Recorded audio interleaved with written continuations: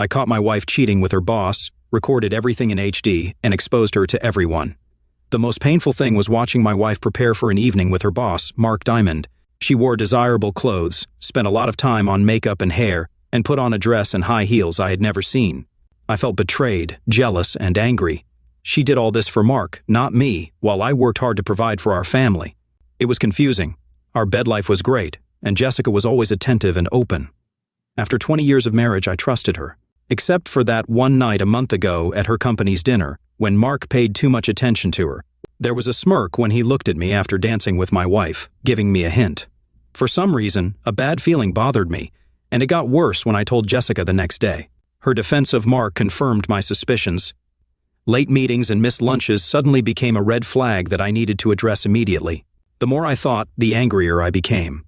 Jessica is Mark's personal assistant, and Mark is the managing partner of a prestigious law firm.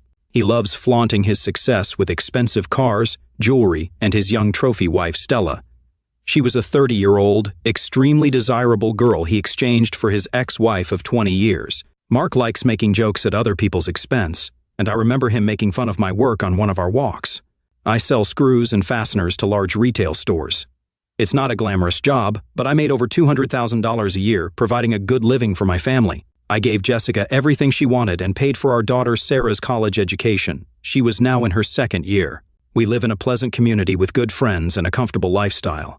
I wasn't a power broker and didn't make $1 million a year like Mark, but we were happy, or so I thought. The night he ridiculed my work in front of my wife and others stirred my anger. It wasn't just his arrogance that bothered me, but also the fact that my wife defended him after he humiliated me regarding the question about my work at Home Depot. He asked, "So, Johnny, how's it going with the nuts and bolts? It must be fun working at Home Depot every day." Upon witnessing Jessica's laughter, my blood boiled, prompting my silent departure. To her credit, Jessica approached me and inquired about the issue. Upon explaining, she attempted to downplay it. She remarked, "Oh baby, he's just kidding. He loves to have fun. You shouldn't take everything so personally. Come with me. He's a really good guy." Against my better judgment, I stayed at dinner.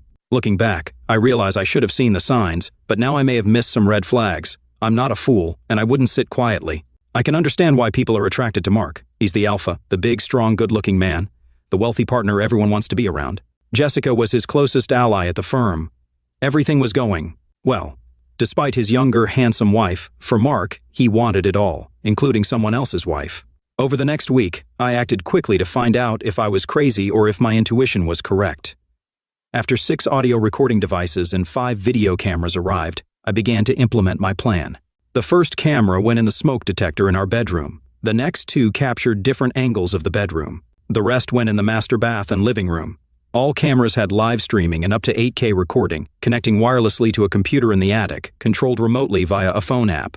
The audio devices were unique, one in a pen next to the kitchen phone and the other discreetly in her car. Standard recording devices went in her 3 favorite purses and one behind our bed. With this setup, I should capture at least 90% of her conversations and activities in the house. I felt a sense of foreboding about the upcoming week as I prepared for a business trip. Jessica, as usual, showered me with love and made our time in bed unforgettable. Whenever I went on a trip, she would begin with lots of kisses and sweet talk, expressing her love and desire for me.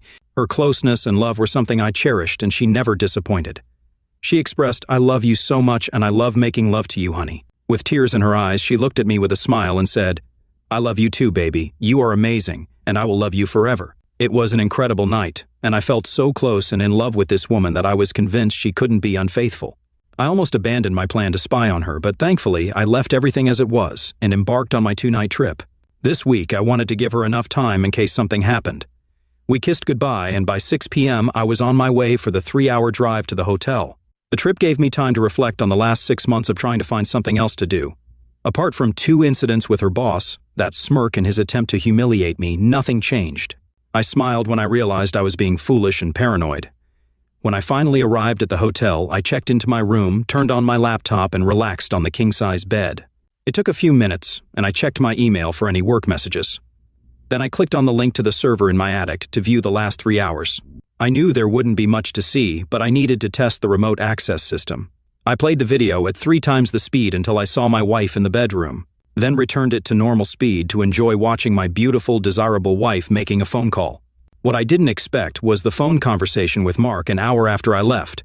The video camera captured the audio. As I watched her lying on the bed talking to her boss, I could only hear her part of the conversation. As I watched and listened to the videotape, she mentioned that I had left and she was all alone. She confirmed it would be 2 nights this time. They discussed when he could come, considering the risk of his wife asking about his whereabouts. She expressed excitement about the prospect and agreed to spend the night with him, expressing her desire to wake up next to him. After arranging the details, she reassured him that she was all his, and they exchanged words of affection. As I sat there in shock, I couldn't comprehend how we had just made passionate love, and now, an hour later, she was inviting him to spend the night. It left me questioning who this woman truly was. How could she profess love to me and betray me moments later? The unsettling question lingered, is he coming tonight? For the next hour, I watched my loving wife prepare to meet her lover. Watching her shower, put on desirable lingerie, high heels, and makeup after spending 30 minutes fixing her hair was both painful and erotic. I always knew she was a passionate being, but she never dressed like that for me. Anger and jealousy consumed me as I realized she was doing it all for Mark, not her faithful husband. It was hard to believe. The question of whether Mark would come over tonight was soon answered when the doorbell rang. I observed Mark walking into my house and sharing a deep kiss with Jessica in real time as captured by the video camera. I took a close-up of their kiss, an image that caused me to vomit for the first time that night. He complimented Jessica, remarking, "Wow, baby, you look amazing in that dress. I can't wait to rip it off your desirable body and make love to you all night long," with a wide smile directed at her. While their exchange fueled my anger, it transformed into unbearable pain when I witnessed her taking his hand and leading him into our bedroom. The pain intensified as I watched her undress him, revealing a man with a robust physique and six-pack abs. As I observed this scene, a mixture of jealousy, rage, and anger consumed me, yet a peculiar sense of admiration for their audacity emerged. After the second bout of vomiting, I endured listening to them engage in personal activities for the next hour. Realizing my marriage was over, I acknowledged that I shouldn't have allowed it to bother me, but their conversation proved to be the most painful part of the night. As they lay together, he initiated a dialogue. He mentioned my absence, noting, "Your husband is away for a few nights, making you all mine for the next 2 days. She responded with enthusiasm, expressing her thrill that he could stay the night and how she had wanted to wake up next to him for so long. She confirmed her affection, stating that she loved being with him. He continued with anticipation, expressing his excitement about having her over and over again all night while her husband worked hard. In a moment of self-awareness, she remarked on the situation, calling it foolish. She reminded him to behave, stating that she loved her husband and he was a good person. He questioned their affair, asking why she let him have closeness with her. He mentioned that they were both married and they should just enjoy the time they had together. She agreed, saying it made sense. He confessed his feelings, stating that she gave him more love and affection than his wife or any other woman he had been with. For him, it was more than just closeness. He loved the way she made him feel, Jessica. This revelation caused deep hurt, as the love he spoke of was supposed to be exclusively for me. I continued to witness their interactions as they hugged, kissed, and talked. In another exchange, Mark asked if her husband satisfied her as much as he did. He acknowledged that her husband was a wonderful lover but claimed that he was not like her. He asserted that she did things to him that he couldn't explain. Overwhelmed with sadness, hurt, and a profound sense of loss, I turned off the computer, unable to endure this betrayal in my own home, in my own bed. I decided to stop listening. After grappling with anger for several hours and experiencing insomnia, I came to the realization that a future filled with pain and the pursuit of revenge awaited me. Upon returning home, everything appeared normal, filled with love and respect as if nothing had transpired. Jessica greeted me with a big hug and lots of kisses, acting as though nothing had occurred during my absence. However, the love I had always felt for her had transformed into disgust, causing me to shudder at her kiss. Despite my inner turmoil, I played the role of an actor convincingly, striving to appear as normal as possible. I gathered all the recordings and videos, creating copies in the cloud for backup, and crafted an encrypted file on my computer. Over the next 2 weeks, I ensured that every moment Jessica spent with me was purposeful. I kept her busy, deliberately preventing any opportunity for quickies or late-night encounters. She even inquired about my next trip, a clear indication that they desired my absence. One morning, while she was driving to work, I overheard their conversation. "When will your husband leave town again?" "I'm not sure, but I'll find out." "It's got to happen soon, baby." Aware of their intentions, I strategically planned a one-night trip to ensure he would come while I was away. The plan started taking shape that same evening. As I watched a movie on TV, my cheating wife asked, "Darling, when is your next trip?" Attempting to control my anger, I responded in a joking voice. Honey, are you trying to get rid of me? Do you have a secret lover who comes when I'm not there? She maintained her composure, showing no signs of guilt. Do not be silly. I like it when you're home. I hope you don't have to leave, and I'm wondering if your travel has been cut back. No, sorry, honey. My job still requires me to travel. Yes, I have an evening appointment next Tuesday, and I'll be back sometime on Wednesday, I said in a convincing tone. I hate it when you leave. I wish you didn't have to.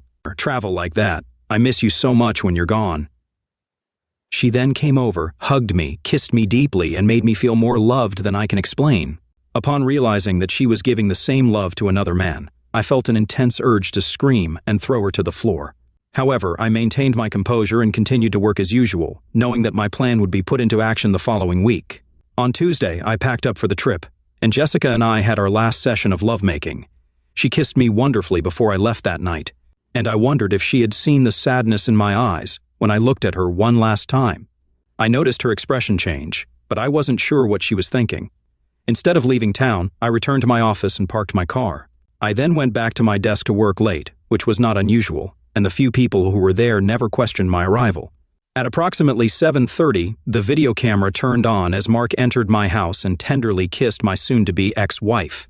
Again, it was showtime. I used a phone app to turn off the video camera, stashed my cell phone in a drawer to avoid GPS tracking, and quietly left the office.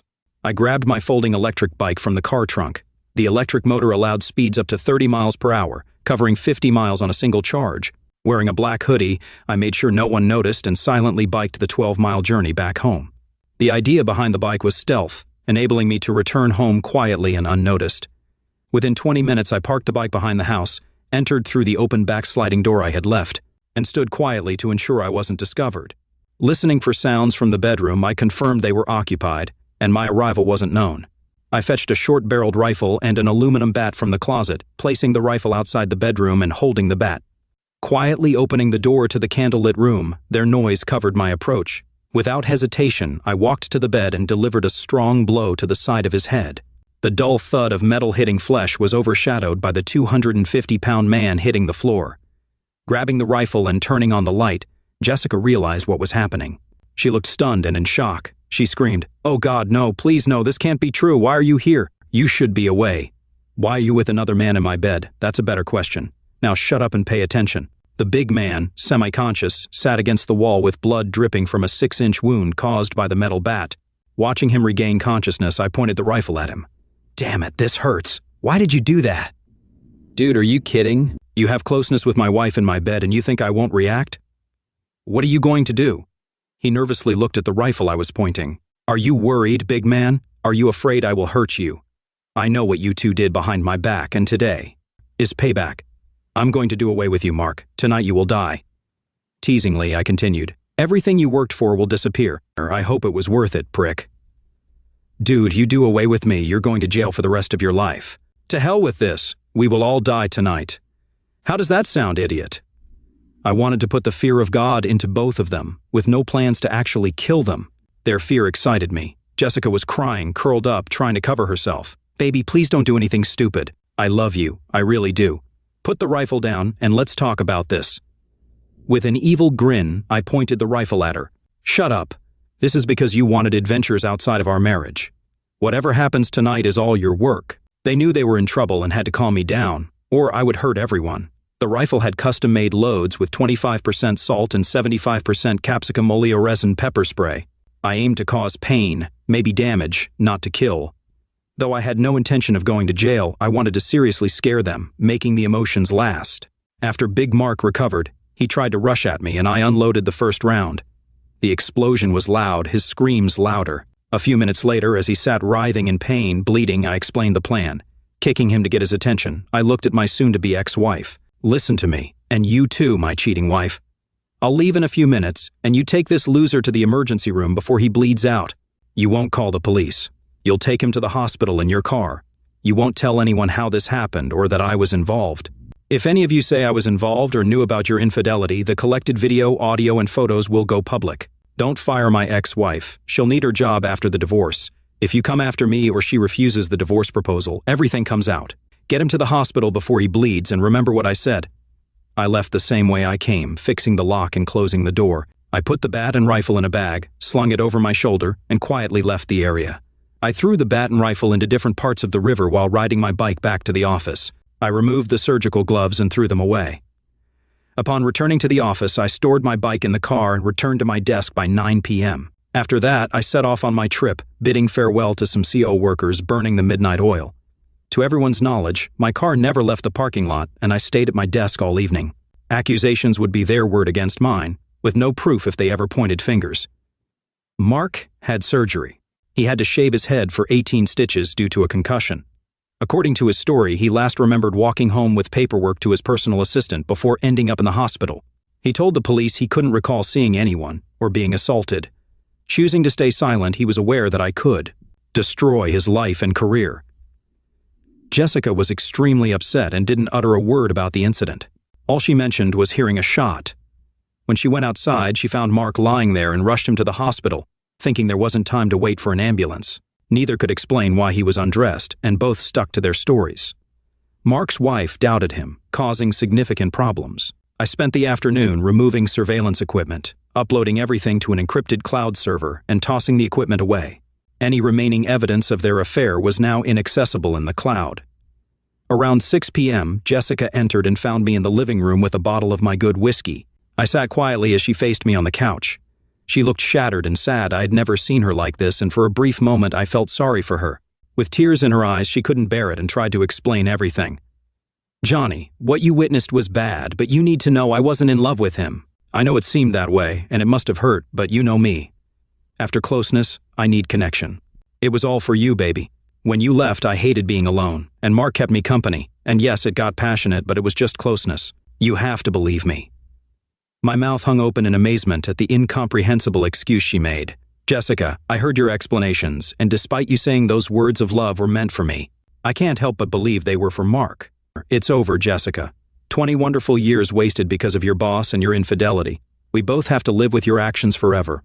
Thanks for the pain and suffering you caused me. I'll always cherish it," I said sarcastically. "What do we do now?" she asked, tears streaming down her face. "Well, we're finished. With you, I'll never understand how you did this to me or why. I'll have to live with it forever. There's no way I can forgive what you did, but I'll keep my promise and not expose your infidelity. Sarah and your parents will never know they have such a woman instead of a mother and daughter. You'll have to explain why we're getting a divorce, but I warn you, don't make me the villain. If you do, it will end badly because I'll make sure everyone knows you're nothing more than a cheating adulteress. I'm putting the house up for sale, and in the meantime, you need to find a place to stay. Since you ruined everything, you need to move out. I'm not asking. This is what you'll do. Let me know where to send the divorce papers. Sign the papers and don't resist the divorce. Otherwise, it will be painful for you and your boyfriend." Crying into her hands, she tried to speak. "He's not my boyfriend, and I don't love him. Can't we figure this out? Is there anything we can do? I know it's too late after what I did, but I can't live without you, and I'll do anything to keep us together. I never wanted to lose you. Please don't leave me." Jessica, if it had only been about closeness, we might have had a chance to mend things through counseling or separation. But what really ended my love for you was that you shared a love with him that was supposed to be just for me. The words you spoke to him destroyed us and everything I felt for you. No, I'll never forget or forgive your betrayal. I never want to see or talk to you again. After the divorce is finalized, you'll vanish from my life forever." After hours of pleading for forgiveness, she left the next morning, staying with her parents until the house was sold. During the following week, the police interrogated me, trying to make me admit involvement. I hired a lawyer, informing them that without evidence, I wouldn't answer questions without a warrant. With no proof and an alibi, they left me alone. The incident was eventually reported as a random burglary and assault. Jessica and her family called, begging me to reconsider. I was told she loved me, couldn't live without me, and was sorry. They urged counseling, but I stopped answering calls, changed my number, and cut all ties. Yes, the loss was devastating. Every second of separation was painful, but I couldn't come to terms with her betrayal. Jessica, a 42-year-old single mother, lived on her salary in a one-bedroom apartment. The pleasant life she once enjoyed was gone. Her daughter and family blamed her for the failed marriage. Now alone, Mark was more focused on saving his own marriage. Treated poorly at work, Jessica was blamed for Mark's physical and marital problems.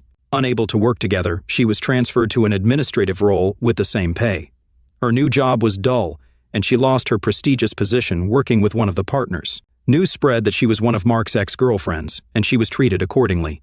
With a job she despised, no prospects for promotion, no friends, no husband, and a family blaming her for the divorce, she sank into depression.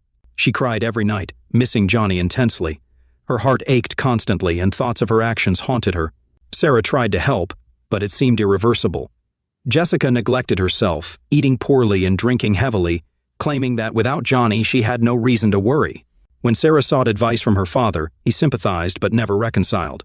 Stella orchestrated Mark's misery, making him pay for his infidelity. She dated younger men, keeping Mark around to cover expenses. Although they appeared together at events, they led separate lives. Mark would never have closeness again and would never find love for the rest of his life. He'd always remember when his life changed due to his desire for someone else's wife. He was incredibly angry with me and wanted to hurt me in the worst way possible. However, nothing happened for months. Later that year, I was having a drink with my colleagues when I was attacked and battered outside the bar. My friends came to help, but the attackers left before the police arrived. I spent 2 days in the hospital with broken ribs and 20 stitches. I believe they intended to kill me, and if it weren't for my friends, they might have succeeded. I knew it was revenge from Mark, and I wasn't surprised at all. 6 weeks later, feeling much better, I called Mark's office. "Mr. Diamond, please," I told his secretary. "Sorry, he's at a meeting. Can I take a message?" "Yes, tell him to meet me at Old One Cafe this Friday at the French Deli across the street." "I'm sorry, sir. I don't schedule appointments with Mr. Diamond." "Just leave a message. Write it down. Friday, 1 p.m., French Deli. Be there alone. Johnny." Just give it to him, and he'll understand what it means. "Thank you." Seated at a table facing the door, I waited for Mark. When he walked in alone, I motioned for him to sit. "What do you want?" he asked. Ignoring his outburst, I said, "Thank you for coming. Your people did a good job, but they didn't follow through because you ignored my warning. You forced me to act." Handing him a folded paper, I said, "Here's a link to a website created just for you. It operates from Syria with backup servers. It's untraceable. You're screwed. Check it out when you get back to your office." I omitted Jessica's face. "She shouldn't pay for your sins. After viewing the site, think about how your life will change." His anger grew. "You've already ruined my life. Just stop it or we'll kill you. That's why we're here. I want to end this. You took away the most precious thing in my life, my wife. You ruined our 20-year marriage and I can't let you go free. I risk being destroyed, but I'll avenge the thrashing your people gave me." "Okay, calm down. What do you want?" "2 things that are not subject to discussion. You will stop any retaliation against me or anyone I know, including Jessica. You will deposit $1 million into this account by the end of the day on Friday. If the funds are not in the account by 9 p.m. on Friday, I will take action. This paltry amount I'm asking should be considered a gift. If I agree, how do I know that you still won't destroy me? I'm a man of my word, trust me. I will say this, if you don't do this, then there is a 100% chance that this site will become famous by Saturday morning. I hope you suffer for the rest of your life for what you did to my happy marriage." The money was transferred. We sold the house and divided the property. Jessica had enough money to live a comfortable life if she continued to work or found another husband. Mark kept her working as part of our deal, but they were never close again. Jessica never remarried, rarely dated, and lived with the pain she caused both men. She had lost her marriage and the love of the man she wanted to be with for the rest of her life, and now found herself alone and depressed. She died before her 50th birthday, a broken, sad woman. Only her daughter Sarah was present at the ceremony to scatter the ashes. Johnny continued to work for several more years and retired to a small town by the ocean. He married a nice woman who liked him mentally, but he could never replace the special love that only Jessica could give him. He never spoke to her again and only heard about her from Sarah, whom he adored. They talked every day and remained close. But Sarah rarely mentioned her mother because she knew her father still loved her and did not want to awaken his pain. Jessica's passing saddened him, but it also brought final relief to the deep sadness he had kept locked away.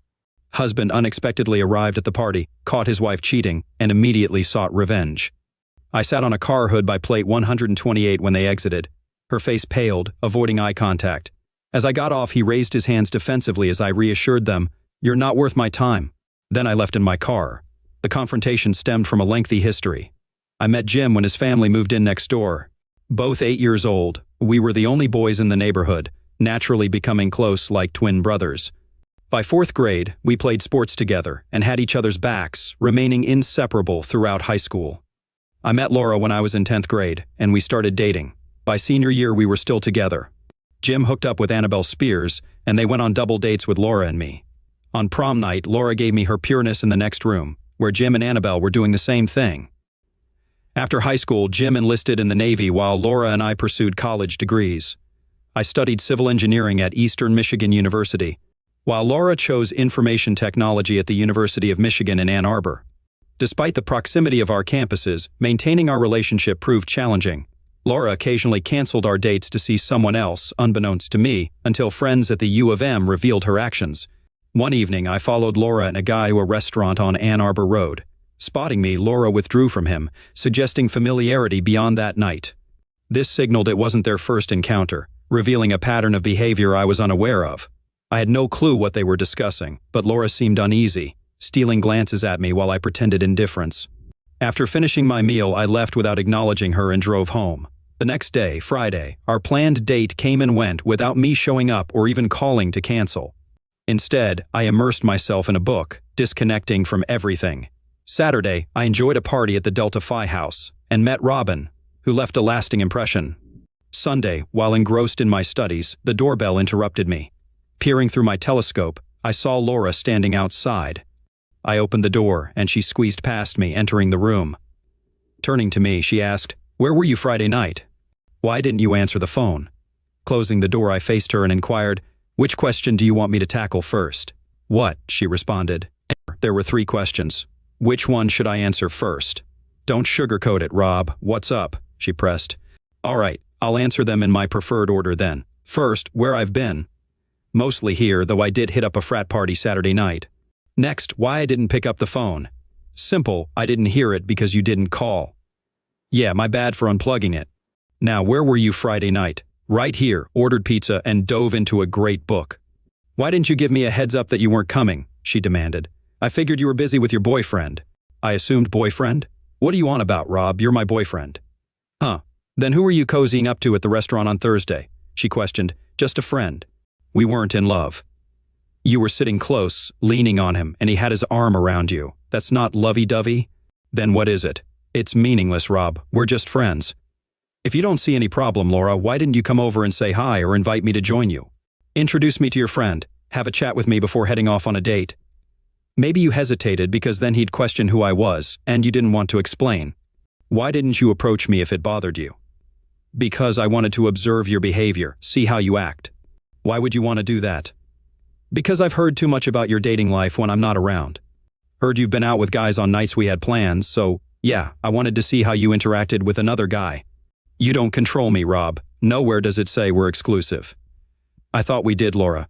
I recall giving you my ring and letter sweater to show we were committed." "A sweater and a ring? Seriously, Rob, that's so juvenile." "Maybe, but it happened in high school. And when we graduated, you didn't return them and say, 'School's over, so we're done.' But if you feel it doesn't bind you, I can see it the same way. I met a nice girl at the party and she gave me her number, so I guess I can call her now." Laura's expression turned sour and she spat, "Go ahead, I don't care," before storming off.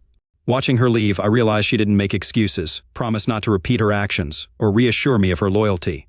She had transitioned from a schoolgirl to a grown woman, and she demanded a change. It was tough, given our history, but addressing her feelings now was wiser than ignoring them. Busy with homework from Monday to Wednesday, I finally reached out to Robin on Thursday. After chatting, we arranged a date for Friday night. I picked her up, we dined, and instead of a movie, she suggested attending a party she knew about. Arriving at the Belleville apartment around 8, fate played its hand. Laura and the guy she'd been with on Thursday were the first faces I saw. "Oh, damn," I muttered. "What's wrong?" Robin inquired. "Them." I gestured at Laura and the guy. "Do you know them?" "I know her. Miss Piggy, yeah, that's her nickname." "How come?" "She's promiscuous, earned the label Miss Piggy." "Are you sure about that? What else do you call someone who's committed but still entertains other men when her partner's away? Are you certain about that? Especially regarding the rumors?" "Honestly, I can't confirm firsthand, but several guys claim they've had flirty encounters with her." "You didn't mention how you know her." "I'm the guy she was supposed to marry until I caught her last Thursday with the guy she's with now." "Oh boy, can we expect drama?" "No, we split on Sunday, so we're officially done." "What are the odds I'd hear from you if Thursday hadn't happened?" "Slim to none. But Thursday did. And we're here to enjoy ourselves, so shall we?" She took my hand and led me to meet the host. Laura, initially off to the side, looked shocked upon seeing me at the party. Whether because she didn't anticipate seeing me here or because she was caught with a new boyfriend, I'm not sure. Ignoring her, Robin introduced me to Gary and his wife, Artist, and we chatted briefly before getting drinks. The basement had become a dance floor. Robin and I danced, mingled, and had a blast. Whenever I glimpsed Laura, her expression was inscrutable. Around 11, Robin suggested we leave due to her Saturday plans. After bidding farewell to our hosts, I drove Robin home. "Your ex seemed fixated on you today," she remarked. "Probably caught off guard to see me there." "No, I sensed she was uneasy seeing you with someone else."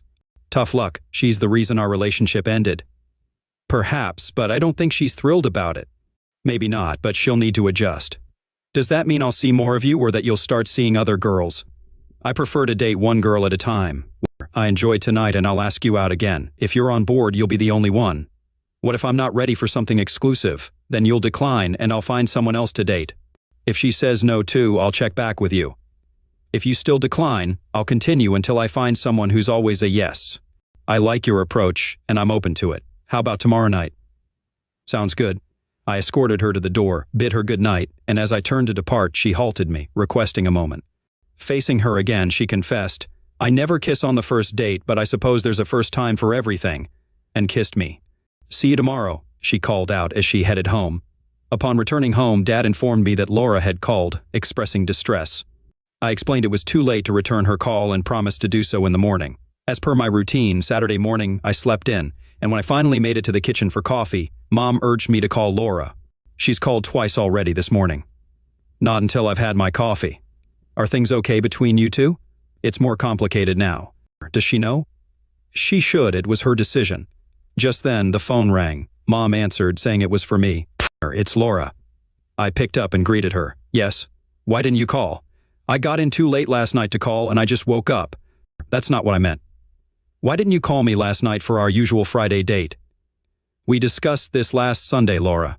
"You said we weren't exclusive and agreed to see other people." "I told you if you did, I would too, and you left in a hurry." "That's not what I intended, Rob. You should have understood that." "Don't feed me that, Laura. You were clearly with that guy I saw you with last Thursday." "I wasn't with him, Rob. I went to that party alone, and he happened to be there." "Sure, Laura. Believe what you want, but it doesn't change anything. I'm hearing things about you and what happened, like how you got the nickname Miss Piggy. I don't know what you've heard, Rob, but it's false. Why shouldn't I believe it after seeing you with your friend at the restaurant?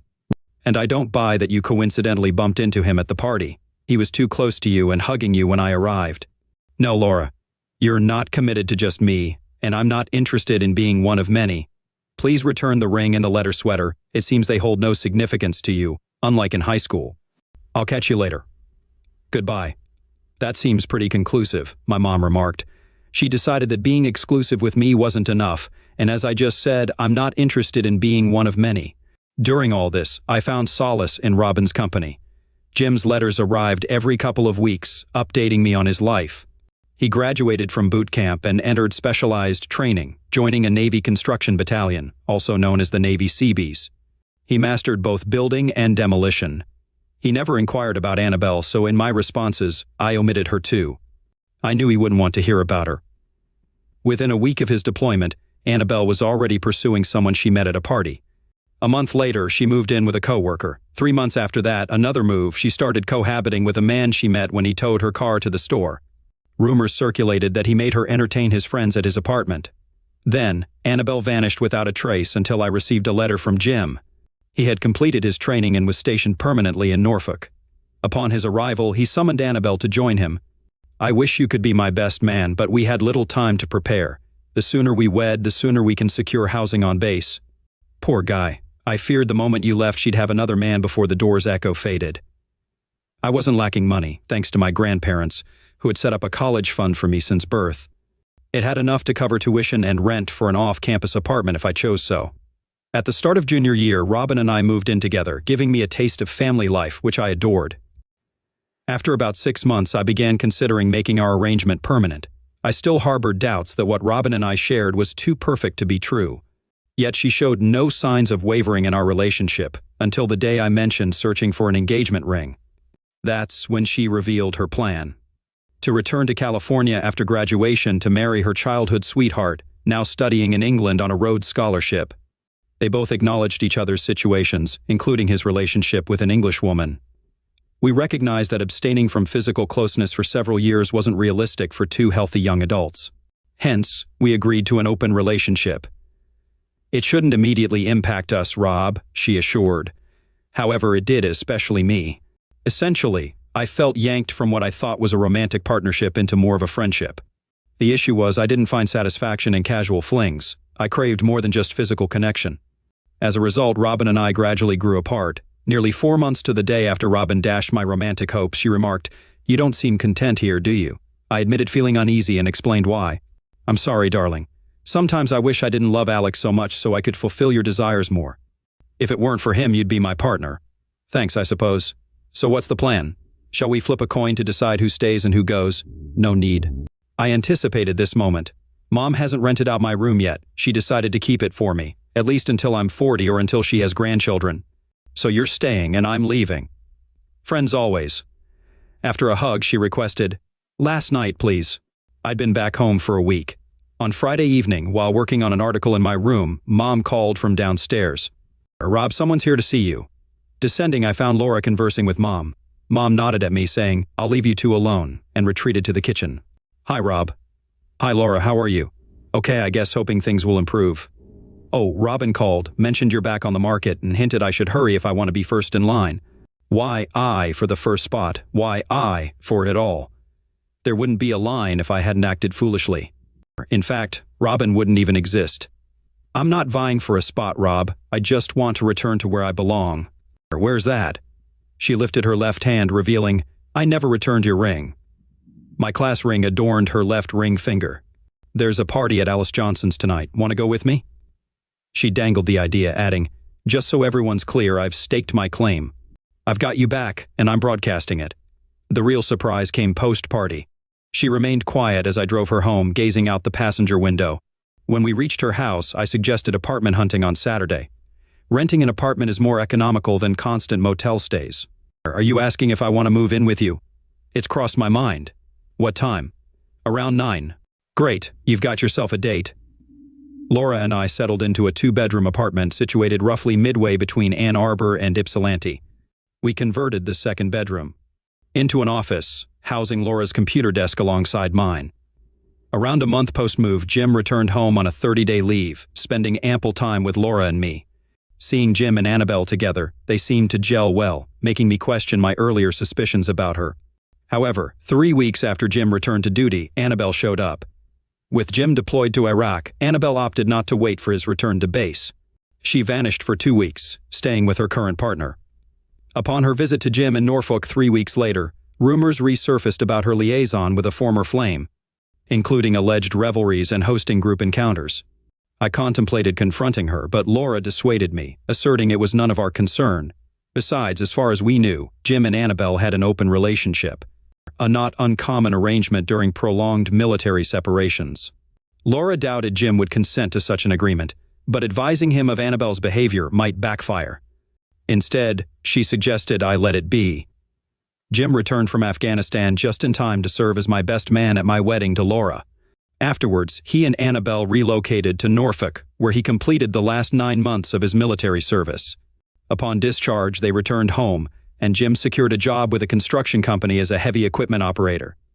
Over the next 2 years, the Marshalls, Jim and Annabelle, became regular guests in our home, visiting us at least once every fortnight. There were no signs of trouble between Jim and Annabelle, and there was no indication of infidelity on her part. Laura's theory seemed plausible, especially when the company Jim worked for won a contract to lay a pipeline in Alaska. Given the harsh conditions at the construction site, Jim opted to leave Annabelle at home for the 4-month duration of his assignment. However, barely a week later, Annabelle was spotted in a motel room with Gary Mellows, the owner of Jim's company. Subsequently, Gary's car was frequently seen parked in Jim's driveway almost every night of the week. Complications arose with the Alaska project, extending Jim's absence by another 2 months. Coincidentally, Laura and Annabelle shared the same doctor, and Laura happened to be at the doctor's office the day Annabelle received distressing news. She was 7 weeks pregnant, and Jim had been away for over 3 months. Laura learned about Annabelle's pregnancy from 2 nurses who had attended school with us. Aware of Laura's connection to Annabelle, They inquired how she thought Jim would react to the news. In the realm of gossip among friends, patient confidentiality sometimes takes a back seat.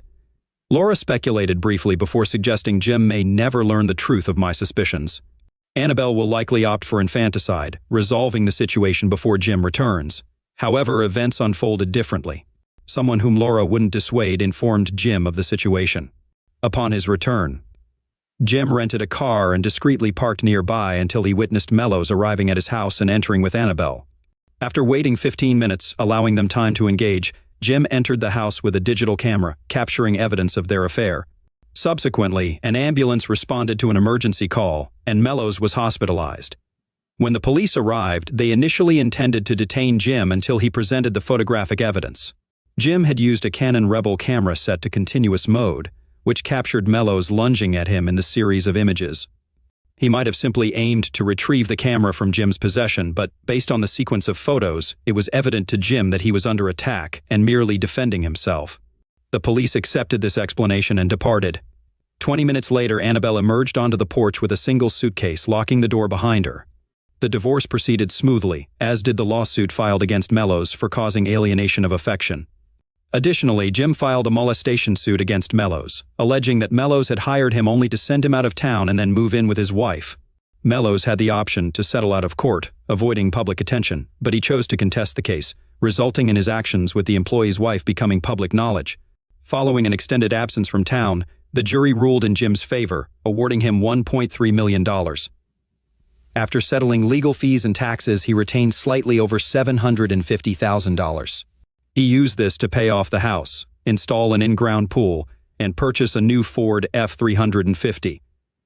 Once the divorce was finalized, Annabelle vanished from view, rumored to have relocated out of town. To resolve the lawsuit, Mellows had to sell off some assets and property. Additionally, he suffered a loss of business as some customers and potential buyers deemed him untrustworthy due to his actions towards his employees' spouse. Jim still had some funds remaining and proposed to me the idea of starting my own company and taking over the business that Mellows had forfeited. I would handle the design while Jim would manage construction. After careful consideration with Laura, we decided to proceed, leading to the establishment of R&J Constructors. As partners, we've managed to thrive. Not only did we attract many clients who had left Mellows, but we also outperformed him on several projects. With human nature being what it is, Jim ensured everyone was aware whenever we outperformed Mellows. The subsequent 5 years passed swiftly. While Jim explored various relationships, he never found someone he wanted to commit to long-term. He spent considerable time with Laura and me, typically joining us once a week with his girlfriend. Things were going exceedingly well. Laura had ascended the corporate ladder, achieving the position of regional manager and emerging as a frontrunner for the vice president role. I believe things couldn't improve further, and unfortunately, I was correct. On a Tuesday, as I wrapped up a lunch meeting with a prospective client, Gary Mellows approached and asked if he could buy me a drink. Personally, I held no ill will towards Gary. I reasoned that if someone like Annabelle, whom I considered less than reputable, offered solace to a lonely individual like Gary, it wasn't fair to fault him for accepting. I never bought into the narrative about Gary orchestrating Jim's departure for Annabelle's sake.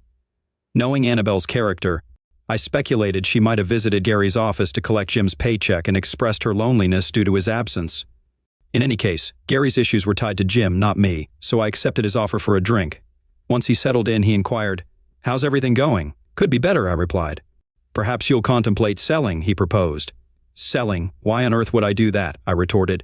"To make your pal Jim my business partner," he suggested. "Are you out of your mind?" I exclaimed. "Not really. Take a look at this," he said, opening his briefcase and presenting a folder to me. I accepted it, opened it, and was taken aback. The folder contained a photo of Laura and Jim holding hands as they entered a motel room. Several more images depicted them entering or exiting the motel room, along with a handful showing them embracing and kissing in various locations. I glanced up at Gary, who explained, "Apologies. I was tailing him to gather evidence for revenge. When the private investigator handed me those photos, I didn't know she was your spouse. I only discerned from the rings in the picture that she belonged to someone else, so I hired a PI to uncover her identity to prepare for my retaliation." "Why you were involved," I pointed out. "You followed his orders?" Gary countered, "No, I didn't." I refuted. "Yes, I had a fling with his wife, but I never orchestrated his departure to pursue her." She entered my office, shut the door, and began undressing. Meeting her gaze, she declared, "Since you sent Jim away, you'll have to look after me until he returns." Being unattached, I had to decline Annabelle. To me, this entire debacle is Jim's responsibility. Initially, everyone's aware of Annabelle's promiscuity, a trait she's carried since high school. Jim should have been aware, but he didn't act on it. No, Rob, he hit me hard with that lawsuit, and I intend to retaliate. I'm just sorry you're caught in the middle. Any idea how long this has been going on? According to the private investigator's findings, it's been at least a year, possibly longer. How could it have gone unnoticed for so long? If she never raised suspicions, how could you uncover it? So why the interest in buying me out? What's the benefit of becoming Jim's partner? Consider it equal partnership. I'll have an equal say. If he proposes Plan A, I'll advocate for Plan B. No matter his preference, I'll oppose it. Plus, I'll oversee pricing and ensure our rates undercut the competition. I'll drive the company into bankruptcy, and Jim will suffer the consequences. But you will too. Not entirely. I've done my due diligence. If the business collapses, we'll liquidate assets, and I'll recoup most of my investment. I won't profit, unless you count earnings from my other ventures undercutting Jim's bids. But I won't endure substantial losses either. What if he resorts to molestation until you sell your share? Last time, he caught me with his wife, and I prioritized seizing the camera over self-defense. If he tries again, it won't be as easy for him. In fact, I'm confident I can handle him if necessary. So, are you interested? Possibly, but I want to conduct my own investigation first. If I decide to proceed, do you have a ballpark figure in mind? I proposed a sum and he deemed it feasible, advising me to contact him if I opt to move forward. I departed the meeting with Mellows feeling utterly shaken. How could Laura and Jim have carried on like this for nearly a year without me suspecting a thing? I had observed no signs of discontent from Laura, no decline in affection. Our life appeared unchanged, at least from my perspective. What had gone awry? While I trusted Detective Gary's findings and evidence, I couldn't dismiss the possibility of tampered photos and Gary's personal motives. I needed certainty before taking action. Returning to the office, I reached out to a friend at an insurance agency for recommendations on investigative services. Armed with this, I arranged a meeting, and 13 days later I felt assured. On purported work trips, Jim rendezvoused with Laura at the Comfort Inn on Melrose. How she managed time off from work for these liaisons eluded me. Now I had to determine my course of action. Though my desired path was clear, I just needed to devise a strategy. After 2 hours with a lawyer, I had a clear understanding of my options and obligations. With no fault grounds, assets would be divided evenly. Concerned about Laura's share of proceeds from selling my stake in the company, I realized deception might be necessary. Even so, she'd still receive some of the proceeds. I struck a deal with Mellows to officially sell him my stake in the company for 1/3 of its actual value. 1/3 of the payment went into a bank account solely in my name, while the remaining 2/3 were deposited into an offshore account I'd arranged. The agreement stipulated that Mellows wouldn't appear at the office or occupy my desk until the morning I handed Laura and Jim the necessary documents. Laura filed for divorce, citing infidelity, while Jim pursued a case for alienation of affection. Despite residing in a no-fault state, I could still pursue legal action for infidelity, potentially resulting in a slightly more favorable division of assets, though not a 50-50th split. To substantiate the claim of infidelity, evidence was crucial. Examination of reports from both Gary's private investigator and mine revealed consistent rendezvous at the same motel, always on Wednesdays. My detective secured a room for surveillance, incentivizing the porter to ensure Laura and Jim were assigned to that specific room. On Wednesday morning, I instructed Maria, our receptionist, to inform Jim that I'd be absent due to a dentist appointment and to mention the possibility of my continued absence in the afternoon if I didn't feel well after the procedure. After the effects of the gas wore off, I exited the house and returned after Laura had left for work. The locksmith arrived promptly at 9 to change all the locks. Once he finished, I headed to the bank and emptied out both the accounts and the safe. My lawyer advised taking only half, but my mood was unwaveringly resolute. Screw you, Laura. I had no intention of making things easy for her. She'd have to fight for her share. Eventually, I also withdrew the funds I expected from the business. If it proved excessive, Jim could contest it in court, but until then, it was mine. My detective phoned at 12:10 to report that the couple had checked into room 128. I drove over, had a brief chat with the detective, then stationed myself on the hood of a nearby car waiting for them to emerge. After a tense encounter, I drove away. Just as I was leaving, a man approached them and handed over the papers. Alongside the divorce papers, Laura received a temporary restraining order mandating her to stay 500 feet away from me in the house. Securing it required a bit of trickery. I had to fabricate a story, claiming a third party had tipped me off about Jim and Laura discussing my insurance coverage and business shares value. A hearing was pending to decide if the restraining order would become permanent, but it might take a few weeks. It was just another tactic to unsettle Laura. The crucial point was that she couldn't enter the house without court supervision, and I had no intention of making myself available to make keys for the new locks. Along with Jim's papers for the foreclosure attachment suit was a brief note. "You're familiar with how these suits go, aren't you? How does it feel to be on the receiving end?" Driving away from the motel, I called Gary on his cell phone. "Everything's arranged. Have a good first day at the office tomorrow." I drove to the airport, parked in the long-term lot, stashed my cell phone in the glove compartment, and boarded the flight to Cabo San Lucas. After a week of scuba diving and beach lounging, I returned home. Upon switching on my phone, I found it inundated with voicemails. Most were from Laura, as expected, but there were also 4 from Jim. You'd think he'd be the last person eager to talk to me. Nevertheless, I had no interest in conversing with either of them. Would I desire an explanation? Naturally, I'd want to understand why. Yet I had resolved to leave them in the past and focus on moving forward. Their reasons for betrayal were not something I wished to dwell on. My attorney was aware of my week-long absence, so I decided to inform him of my return. He suggested I contact Laura, who had been trying to reach me twice daily to access the house and retrieve my belongings under court supervision. I was about to instruct him to make arrangements with the court to allow her entry when a different idea dawned on me, a chance to further unsettle her. I phoned her and inquired about her needs. "I need my clothes and other items, but I can't enter the house even with court supervision because I lack a key and they won't let me break in," she explained. "You have nothing there to take," I countered. "I donated everything to Goodwill. I don't want any reminders of your deceitful behavior. There's nothing of yours left, not even a stray hair clip." She retorted, "You had no right to do that." "I had every right, just as you had the right to betray me." "We need to talk," I responded. "It's not what you think," she pleaded. "Be honest, Laura. I know you weren't happy with Jim. I'm sure of it. Goodbye, Laura." I ended the call. Although Laura's belongings remained in the house, I was intentionally delaying her retrieval. It was my way of unsettling her, ensuring she wouldn't get her things back anytime soon. I've always had a good rapport with Maria, our multitasking receptionist, secretary, bookkeeper, cook, and cleaner, so I phoned her to check in. Not too bad for me, but things aren't going well for the company. There's constant bickering between Gary and Jim over trivial matters. Jim gives orders, and Gary refuses to comply. Orders get placed and canceled in quick succession. Work sits idle while they sort out their disputes. I was fed up, so I handed in my resignation last Friday. But Gary offered to double my salary if I stayed, so I decided against leaving. They even got into a physical altercation last Thursday, but there was no clear winner, although Jim ended up with a broken nose. "Why did you leave us? Why side with Gary?" I shared the entire saga with her. She fell silent for a moment before responding, "Now I have another reason to stick around." "And what's that?" "I can assist Gary. I never cared for Jim. He persistently flirted with me despite knowing I was engaged. Once he even insinuated that he'd let me go if I agreed to a date with him. We both know what he meant by date. When I questioned what you would think of him letting me go, he fell silent. You should have informed me."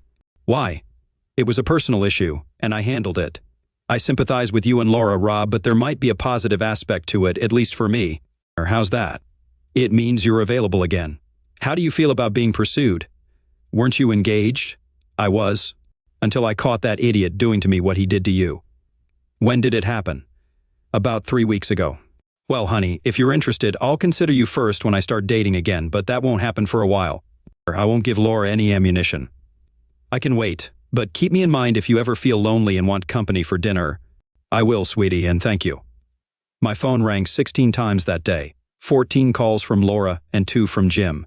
I couldn't imagine anything that guy could say that I'd want to hear. If he was calling to ask for something, it definitely wasn't from me. I deleted all the calls and went home, made myself dinner, then on a whim, I called Gary Mellows to check on his scheme. Not bad at all. I made sure to be at your desk when he arrived at work. He saw me, frowned, and demanded to know why I was in the office and sitting at your desk. I chuckled and informed him that I was his new partner. The look on his face was priceless. You could practically see the steam coming out of his ears as he perused a copy of our agreement. I got us off to a proper start. Almost immediately, he called for a fuel truck because the front-end loader and other equipment at Wilkins's site had run out of diesel fuel. Once he left the office, I phoned and canceled the order. One of the loaders ran out of fuel, and Jim called Allied and gave them an earful. They informed him that I canceled the order and that they wouldn't tolerate such behavior from him, suggesting he find fuel elsewhere. That's when he approached me, demanding to know what I was doing. I explained that Allied was overcharging us, and I was seeking a better price, and things went downhill from there. A little birdie told me you two ended up in a fistfight. Indeed. It all concluded last Thursday. And the outcome? I may have been a tad optimistic when I mentioned I thought I could take him, but I got past it and gave him a good punching. Well, carry on, and best of luck with your plan. After hanging up, I headed to the room I'd turned into an office, fired up my computer, and began drafting my resume. I planned to kickstart my job hunt the following day. As I typed away on the keyboard, the doorbell chimed.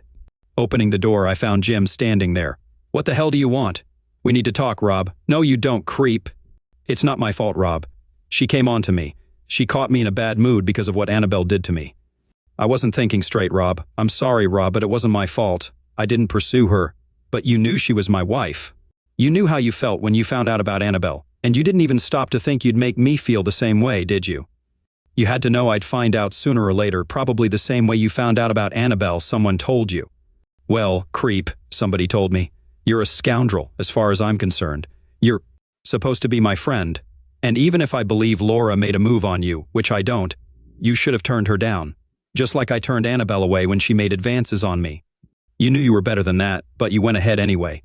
And even if she initiated it and caught you off guard, that doesn't excuse the second, third, fourth, and however many times after that.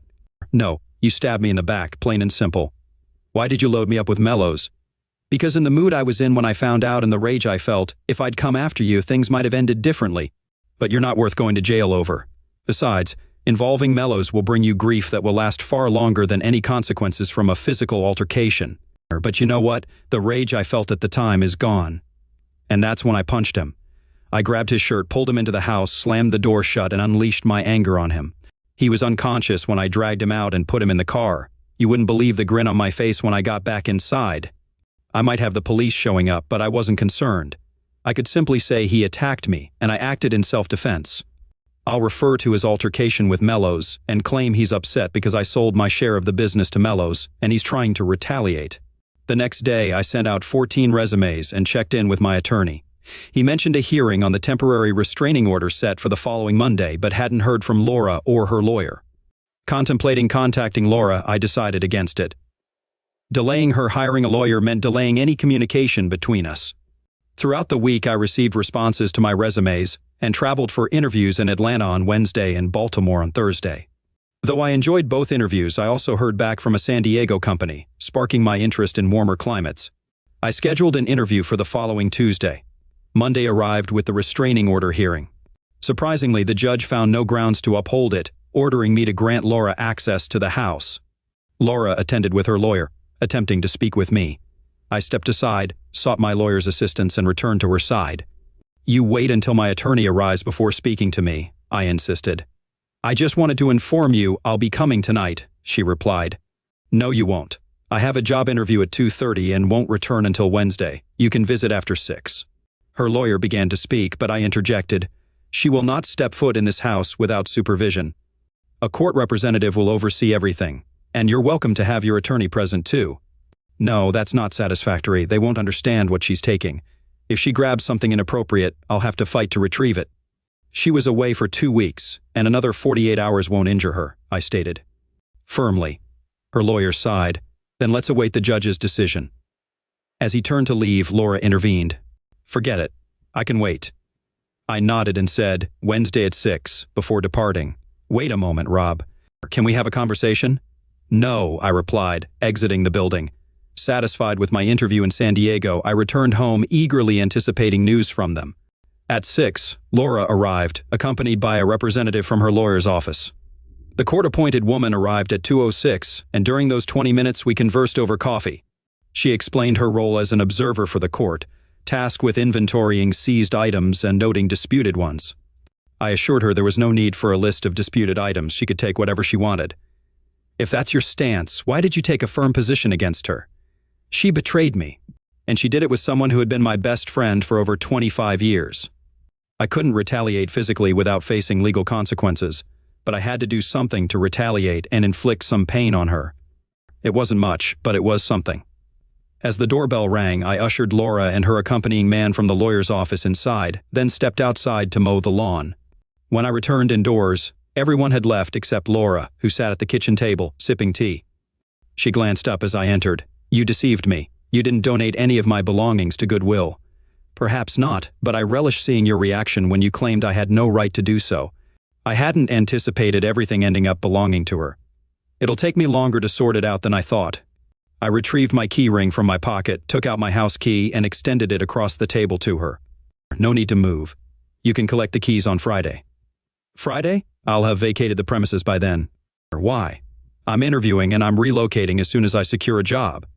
"I mean, why take those actions if you intended to give me the house and leave? What's with the restraining order and the falsehoods about disposing of my belongings?" "That's a naive question. After what you put me through, I had to retaliate somehow. Just be grateful I opted for a peaceful resolution rather than a violent one. Just because I refrained from attacking you doesn't absolve you, but it's the best recourse I had without facing legal repercussions.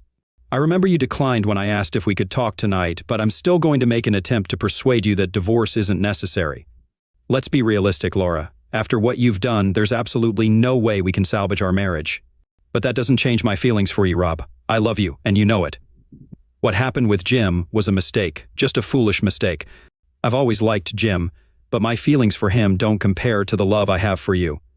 Your feelings for Jim don't matter. The fact remains you had a good time with him, regardless of whether you loved him. It still constitutes infidelity, and you shouldn't doubt how I feel about that. Just remember how devastated I was when I found out about Annabelle and Jim. I was so upset that I considered telling him, but you convinced me otherwise. That should have made it clear how I would feel if you did the same to me. And don't give me excuses like you didn't want me to find out. Cheaters always get caught, always. Jim discovered the truth about Annabelle because someone witnessed them together and informed him. It's the same way I found out about you and Jim going into that motel room. Doesn't my love for you matter? No, Laura, it doesn't, because it wasn't enough to prevent you from betraying me. But Rob, it didn't mean anything. Truly, it was insignificant. It was an unforeseen circumstance, an accident. How could having relations with my former best friend be classified as an accident? He visited our home while you were in Santa Fe. He was distraught about Annabelle. Even after cutting her out of his life, he still longed for her. We had a drink, and as he began to cry, I embraced him, trying to console him.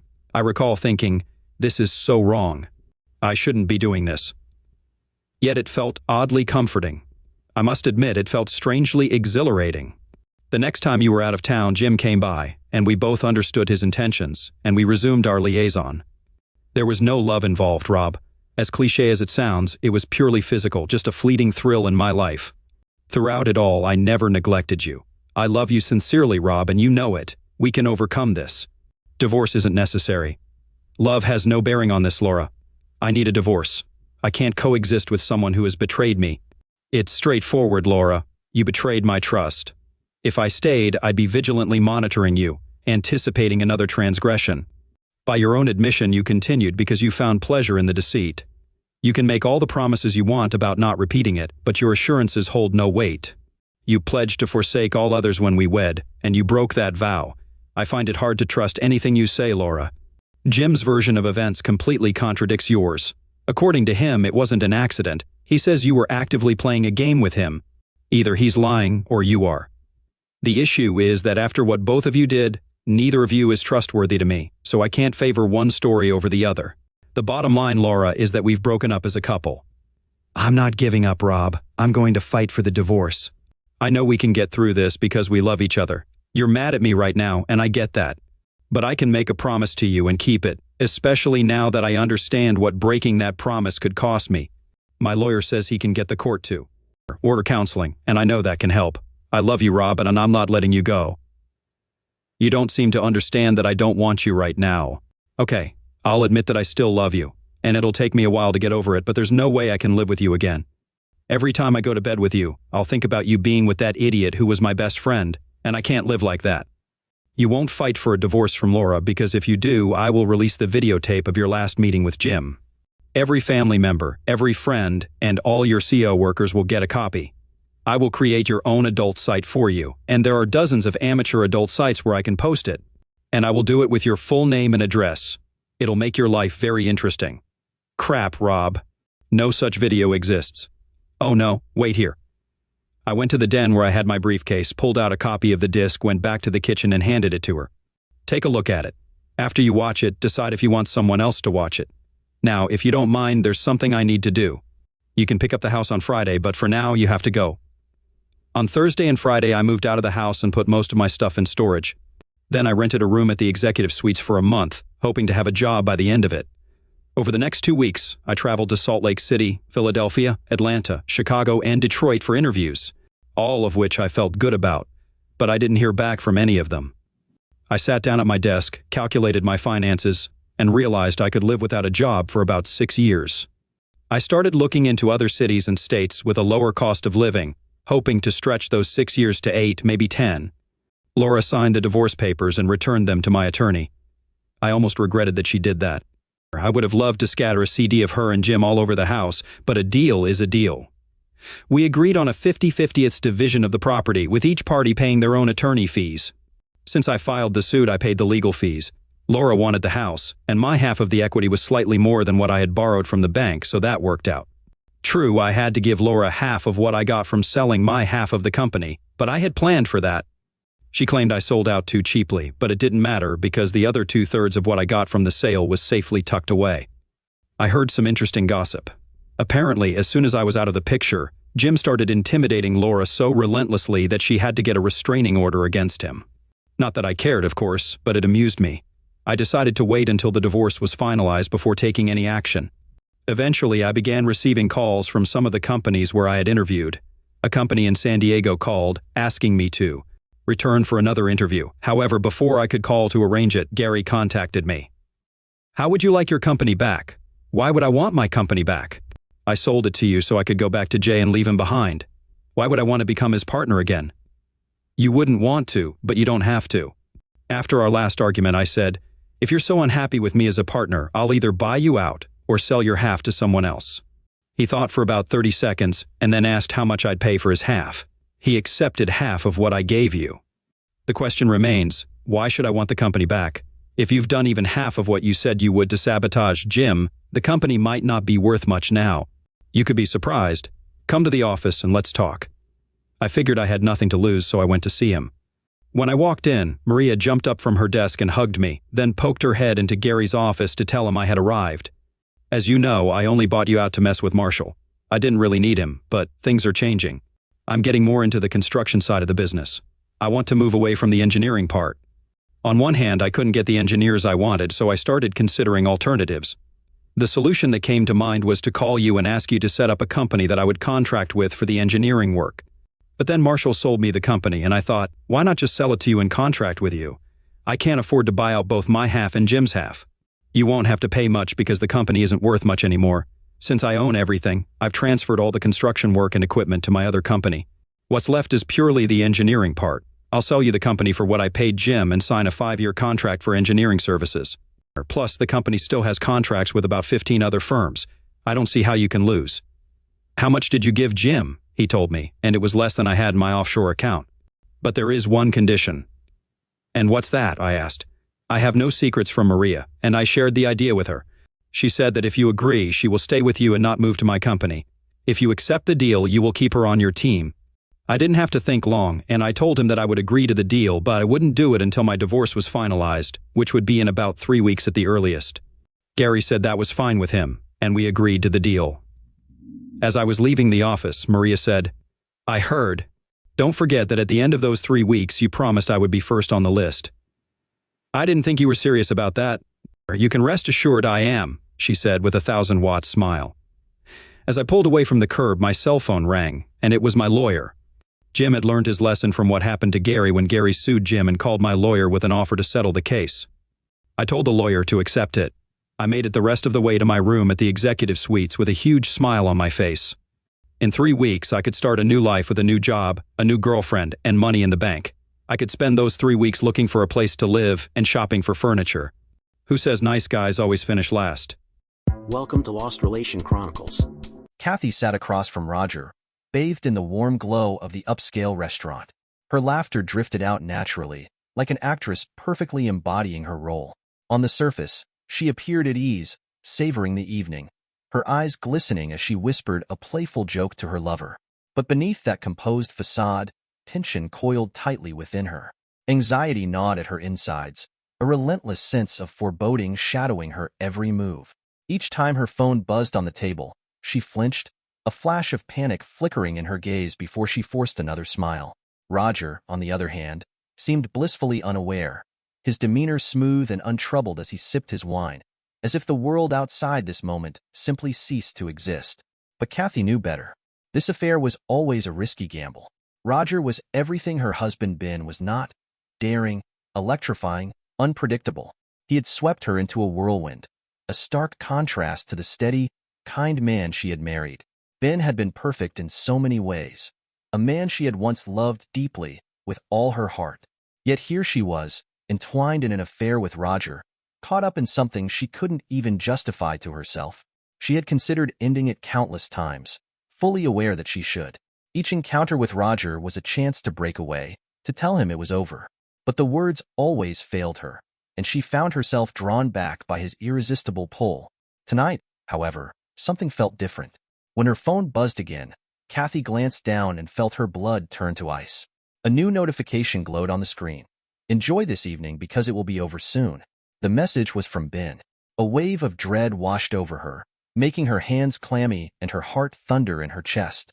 She stared at the ominous words, trying to process them. How could he know? What did "it will be over soon" mean? The restaurant around her seemed to spin, the sounds fading into a distant murmur. She struggled to steady her breath, fighting to maintain her composure. Roger, noticing her sudden pallor, leaned forward, concern creasing his brow. "Are you okay?" he asked softly, his hand reaching out to cover hers. But she wasn't okay. Her world was teetering on the edge of collapse, and she had no idea. Roger lifted her hand and pressed a gentle kiss to her knuckles. Unaware of the storm raging within her, Roger leaned in, pressing his lips to Kathy's. He continued talking, but his words blurred into the background as Kathy's mind fixated on the message. The chill of Ben's warning snaked up her spine, relentless and unnerving. She had no idea what he had planned, but one thing was certain: tonight would not end the way she had imagined. It had started about a month ago. Ben had always trusted Kathy, never questioning her late nights or outings. But one evening, when she returned late from a dinner with friends, something shifted. As she bent down to kiss him goodnight, he caught a faint trace of an unfamiliar cologne. Expensive, distinct, and undeniably not his own. It was subtle, yet enough to plant a seed of doubt. Ben wasn't the kind of man to act impulsively. He was patient, sharp, and methodical. When he caught that hint of another man's cologne, he didn't lash out or confront her right away. Instead, he began to observe, quietly and meticulously. Day by day, he noticed subtle changes. Kathy's distant gaze, her eyes flitting to her phone more frequently, the way she kept it within arm's reach at all times. Sometimes, he'd catch her smiling softly at a message, a smile that twisted his insides with cold certainty.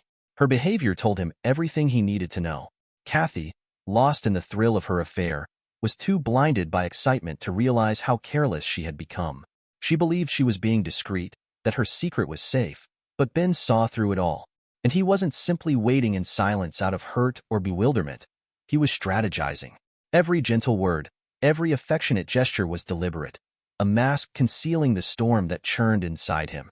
Ben wasn't one to lash out in anger. That wasn't his style. No, Ben was waiting for the perfect moment, a time when Kathy would be too entangled in her deceit to anticipate the reckoning that awaited her. Her phone buzzed again, and a jolt of fear shot through her. With shaking hands, she glanced down at the screen to see another message from Ben. "Do you really think no one will find out about this?" The words swam before her eyes, and a wave of panic gripped her.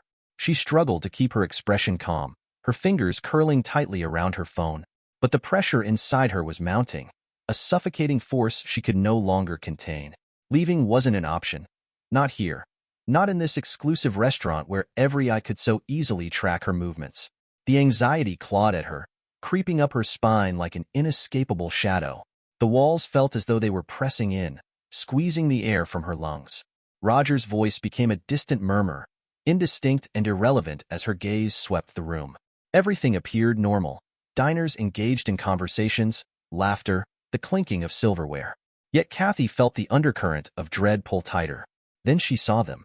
At a table just across the room, faces unmoving, were her relatives, her uncle, her cousin with his wife, and worst of all, her sister. Their eyes were locked on hers, heavy with silent condemnation. Not a word was spoken, but their expressions said it all. They knew. They knew everything. Kathy's hands trembled, and the air felt thin as her mind raced. Her family had always been deeply conservative, unyielding in their values, and betrayal was something they could never forgive. The weight of their judgment pressed down on her chest, making it almost impossible to breathe. Her carefully guarded secret life was slipping away, unraveling before her eyes. One by one, they stood from their seats, their gaze still fixed on her, full of silent condemnation. Kathy could only watch in horror as they turned and walked out of the restaurant, leaving her to drown in their silent verdict. Her thoughts spun wildly. This had to be Ben. He had known all along, and now he had made sure her family knew too. The walls of her double life were collapsing, and there was no stopping it. Just days before, Ben had met with Kathy's relatives in private. He had been composed and methodical as he laid out the evidence he'd painstakingly collected. Photos, messages, every damning piece of her betrayal. At first, they were incredulous, shocked by what he showed them. But Ben was steady and resolute, leaving no room for doubt. He asked them not to intervene, not to confront her, but to witness how she would unravel her own life. Their agreement had been silent, but their disappointment spoke volumes. Now, they were there to witness it all unravel. As Ben's carefully orchestrated plan played out around Kathy, the once warm and welcoming restaurant now felt cold and suffocating. It seemed as though everyone could see the guilt etched on her face. Roger, sitting across from her, noticed her growing unease. His brows knitted with concern as he leaned in closer. "Kathy, what's going on?" he asked softly, worry tinging his voice. "You're shaking. Are you okay?" Kathy forced a smile, but it was thin and unconvincing. She couldn't bring herself to tell him, couldn't explain the storm raging in her mind. The condemning stares of her family, Ben's cryptic messages. Everything was closing in, threatening to break her apart. She tried to steady herself, but the panic surged relentlessly. "I love you, Kathy," Roger said, his voice brimming with sincerity as he took her hand in his, holding it tightly. "If something's wrong, we'll figure it out. I won't leave you. Let's get out of here. Somewhere more private, quieter. Just you and me." Kathy's chest constricted. She wanted to agree, to escape this suffocating reality, but the words caught in her throat. Just as she summoned the courage to speak, a faint buzz cut through the tension. Roger's phone. He glanced at the screen, and in an instant, everything changed. His face went pale, the easy smile vanished, and his eyes filled with something Kathy had never seen before. Fear. Without a word, he stood abruptly, pulling out his wallet and hastily counting out cash to cover the bill. The suddenness of it left Kathy stunned. "Roger, wait. What's going on? Did something happen?" she asked, her voice rising with alarm. But he didn't look at her or respond. His movements were hurried, almost panicked, as if he needed to be anywhere but there. Kathy's hand shot out to grab his arm, desperate for answers, her mind spinning with questions. "Roger, talk to me. Let me come with you," Kathy pleaded, but Roger raised his hand, halting her. His voice was firm, colder than she had ever heard it. "No, I have serious problems to deal with. This will take a long time." Kathy's heart sank at his tone. She had never seen him like this. As he turned to leave, she caught a glimpse of his phone screen before it went dark. It was a message from a woman, but she hadn't seen the name. "Roger, please," she called out, her voice cracking, but he didn't stop. He threw her one last look, his expression stern and distant, sending a chill through her. "Goodbye, Kathy," he muttered, and then he was gone, leaving her standing alone. Stunned, Kathy sat in silence for a moment, processing what had just happened.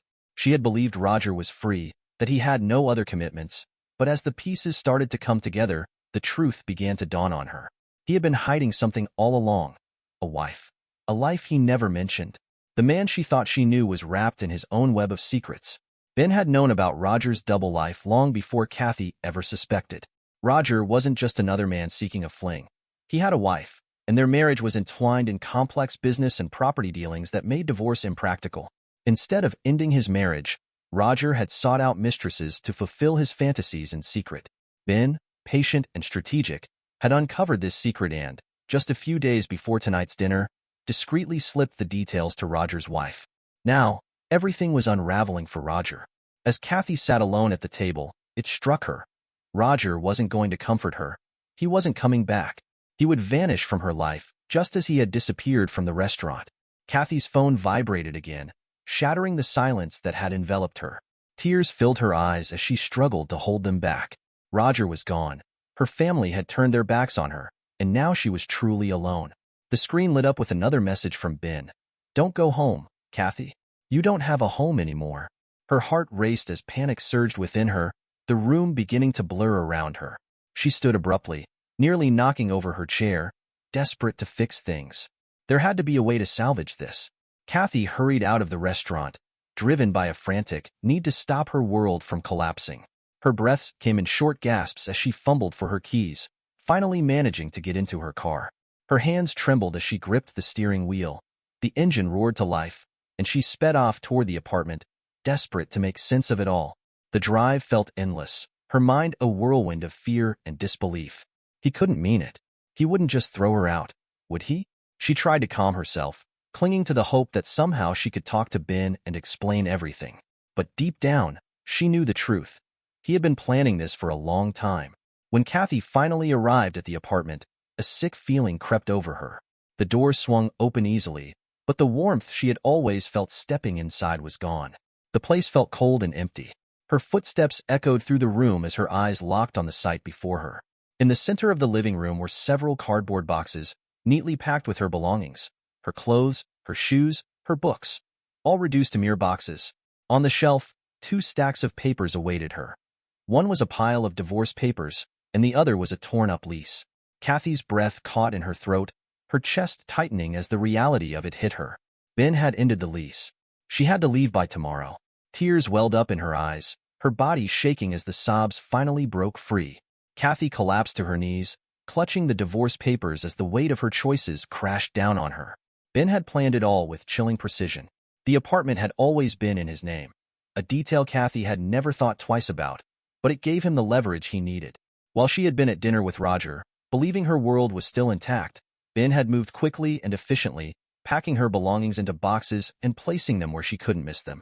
He signed the divorce papers, laying them out beside the torn-up lease, an unmistakable signal that her life there was over. There were no angry words, no dramatic confrontations. Ben didn't want a scene. He wanted Kathy to realize what she had lost when it was already too late. As Kathy sat on the floor, tears streaming down her face, her phone buzzed one last time. The final message from Ben appeared on the screen. "Kathy, you have made your choice." Lying on the cold floor of the apartment, Kathy sobbed uncontrollably, the weight of everything crushing her. The space that had once been filled with warmth and love now felt like a tomb, cold and empty, with only the boxes of her belongings as reminders of the life she had lost. Her tears felt endless as she struggled to grasp the finality of it all. In a desperate haze, Kathy reached for her phone, her trembling fingers hovering over Ben's contact before she pressed call. The phone rang, the long beeps echoing in the silent apartment, each one tearing through her heart like a knife, but no one answered. Ben was ignoring her.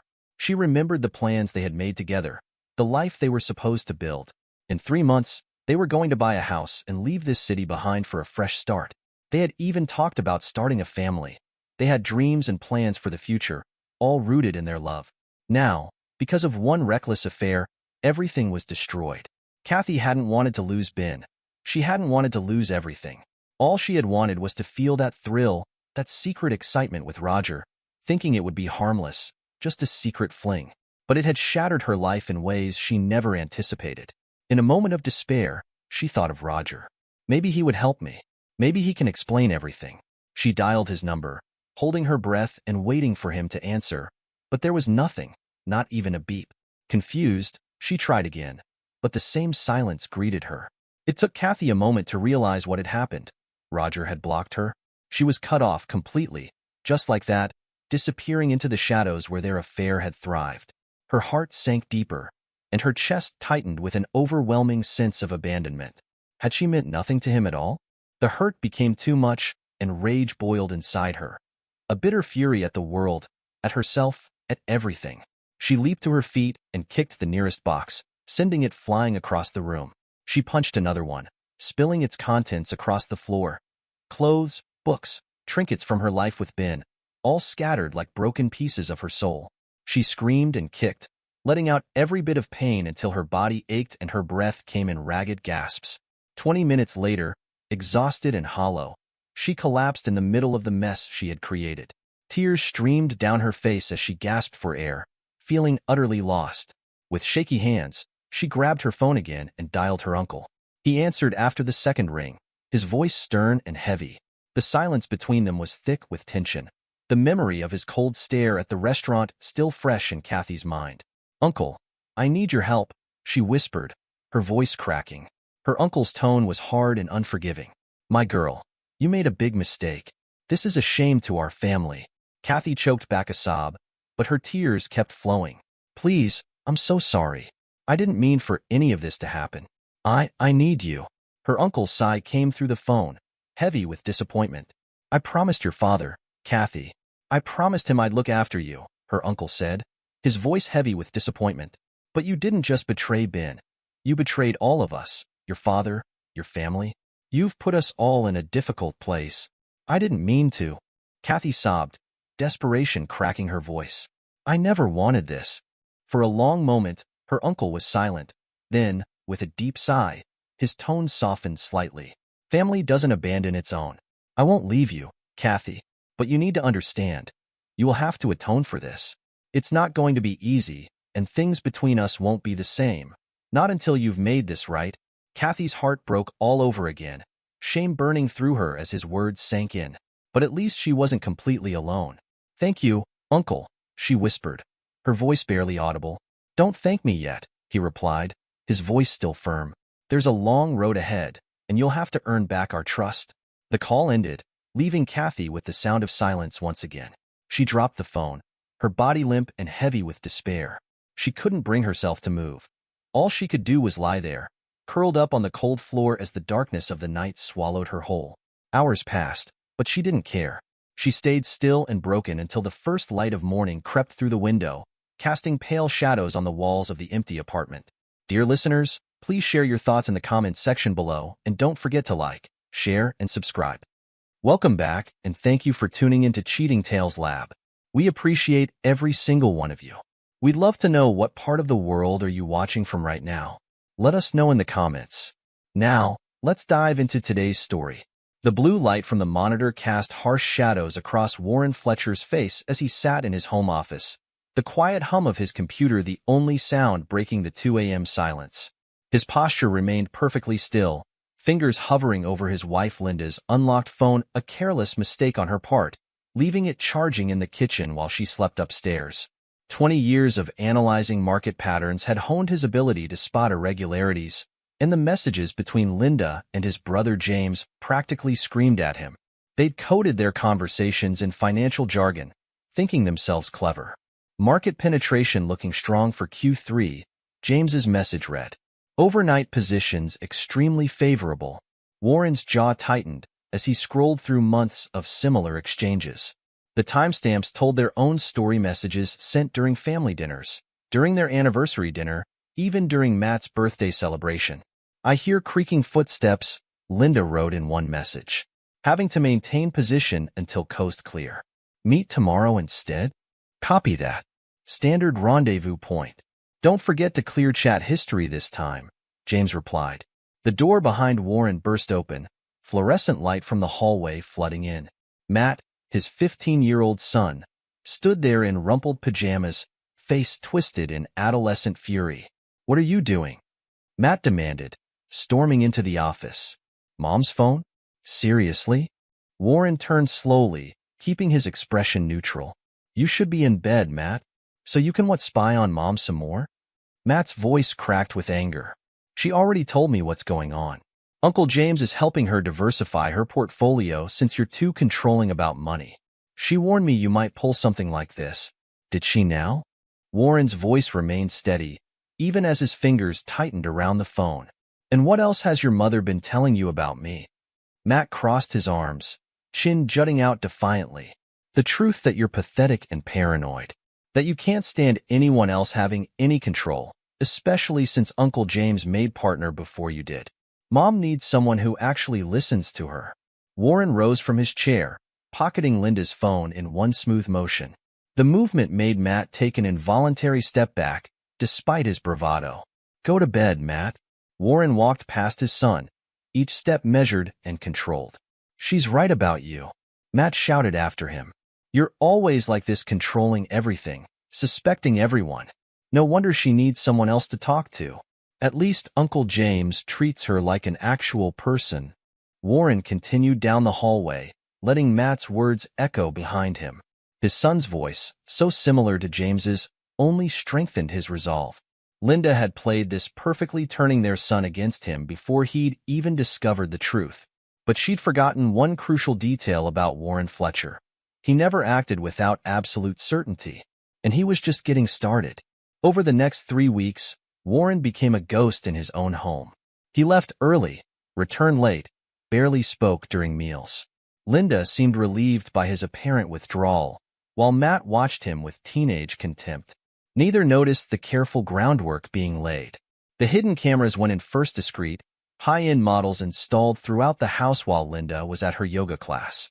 Warren watched the footage each night from his private office downtown, building his case methodically. The financial audit came next.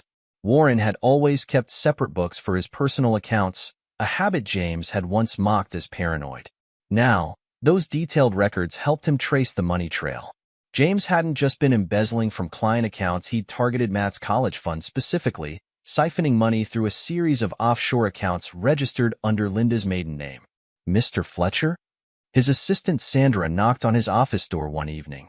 I found those irregularities you asked about in the trust account documentation. Warren looked up from his monitor. Show me. Sandra laid out a series of papers, pointing to highlighted sections. The signatures authorizing these transfers, they're dated during your hospital stay last year, when you were having that emergency appendectomy. Indeed. Warren's smile didn't reach his eyes. And who witnessed these signatures? Your brother James and Mrs. Fletcher, sir. Sandra hesitated. There's something else. The amounts, they match perfectly with deposits made to an account in the Caymans. An account that's listed as a joint holder with Mrs. Fletcher's maiden name. Warren leaned back, steepling his fingers. Excellent work, Sandra. I need you to compile all of this into 5 separate packages. Each one should tell a complete story on its own, but contain different pieces of evidence. Can you handle that? Of course, sir. Sandra paused at the door. Mr. Fletcher? Should I include the footage from the house cameras in these packages? No. Warren's voice hardened. That's for a different purpose entirely. The final piece fell into place 3 days later. Warren had been saving Linda's personal safe for last, the one she thought he didn't know about, hidden behind the false panel in her closet. The combination wasn't difficult to crack. Linda had always used significant dates for her passwords. Inside, beneath the expected jewelry and cash, he found a manila envelope. The medical letter had caught his eye immediately. Genetic testing results from 15 years ago, dated just after Matt's birth. Warren read each page carefully, his suspicions crystallizing into cold certainty. The dates aligned perfectly. 9 months before Matt's birth, Linda had taken a business trip with James. Warren remembered that week clearly. He'd been stuck in New York, closing a major deal while they'd gone to a conference in Miami. The hotel receipts tucked into the envelope showed they'd shared a room. Warren replaced everything exactly as he'd found it, closed the safe, and returned to his office. He pulled up the footage from the cameras he'd installed. There, in high definition, was his wife and brother. In his bed, their voices came through the hidden microphones with perfect clarity. Warren's getting suspicious. Linda's voice, breathless and amused. Matt says he was going through my phone the other night. James laughed. Let him look. He'll never figure out our little code. Besides, he's too afraid of losing his precious reputation to ever make accusations without proof. Sometimes I wonder if he knows about Matt, Linda mused. But he's too proud to admit he raised another man's son. As long as we're careful with the money transfers, he'll never risk the scandal of looking too closely. Warren stopped the playback. He'd seen enough. Opening his laptop, He began composing 5 very carefully worded emails to different investigative agencies. Each one would be sent automatically, staggered over the next few weeks, unless he entered a specific code every 48 hours. It was time for the first strike. Warren's opening move was surgical in its precision. At exactly 9 a.m. on a Monday morning, Linda's credit card stopped working as she tried to pay for her weekly tennis lesson. By noon, she discovered their joint accounts frozen. At 2 p.m., her personal accounts, the ones she thought Warren didn't know about, similarly went dark. He watched through the house cameras as she paced the kitchen, phone pressed to her ear. "James, something's wrong." Her voice shook slightly. "All the accounts, they're locked. Even the private ones." He couldn't know about those, could he? Warren smiled as James's voice came through, cocky as ever. "Relax, Linda. He's probably just throwing a tantrum because I landed the Peterson account. You know how he gets when I outperform him. I'll come over tonight and we'll sort it out." Perfect. Exactly as planned. The front door slammed as Matt arrived home from school. Warren watched his son storm into the kitchen, face flushed with anger. "Dad's gone crazy," Matt shouted. "He's canceling my college fund. The bank called to confirm the closure of my trust account." Linda's face went pale. "What? That's impossible. He can't access those accounts without—" She trailed off, realization dawning. Warren zoomed in on her expression, savoring the moment she understood just how thoroughly she'd been outplayed. "Without what, Mom?" Matt demanded. "What's really going on?" "Nothing, sweetie." Linda's recovery was quick, but Warren caught the tremor in her voice. "Your father's just being difficult. Uncle James is coming over tonight to help sort everything out." Warren switched cameras to follow Matt as he stormed upstairs, pulling out his phone. The boy's angry voice carried clearly through the hidden microphones. "Dad, what the hell are you doing? Call me back, you coward. You can't just destroy our family because you're jealous of Uncle James." Warren picked up his office phone, dialing his son's number. Matt answered on the first ring. "Finally. What is wrong with you? Mom's crying downstairs." "Is she?" Warren's voice remained perfectly level. Interesting timing, considering the Peterson account James just landed was a sting operation set up by the SEC. The indictments should be hitting the news any minute now. "What? You're lying. Uncle James would never—" "Check your phone, Matt. Breaking news should be coming through right about now."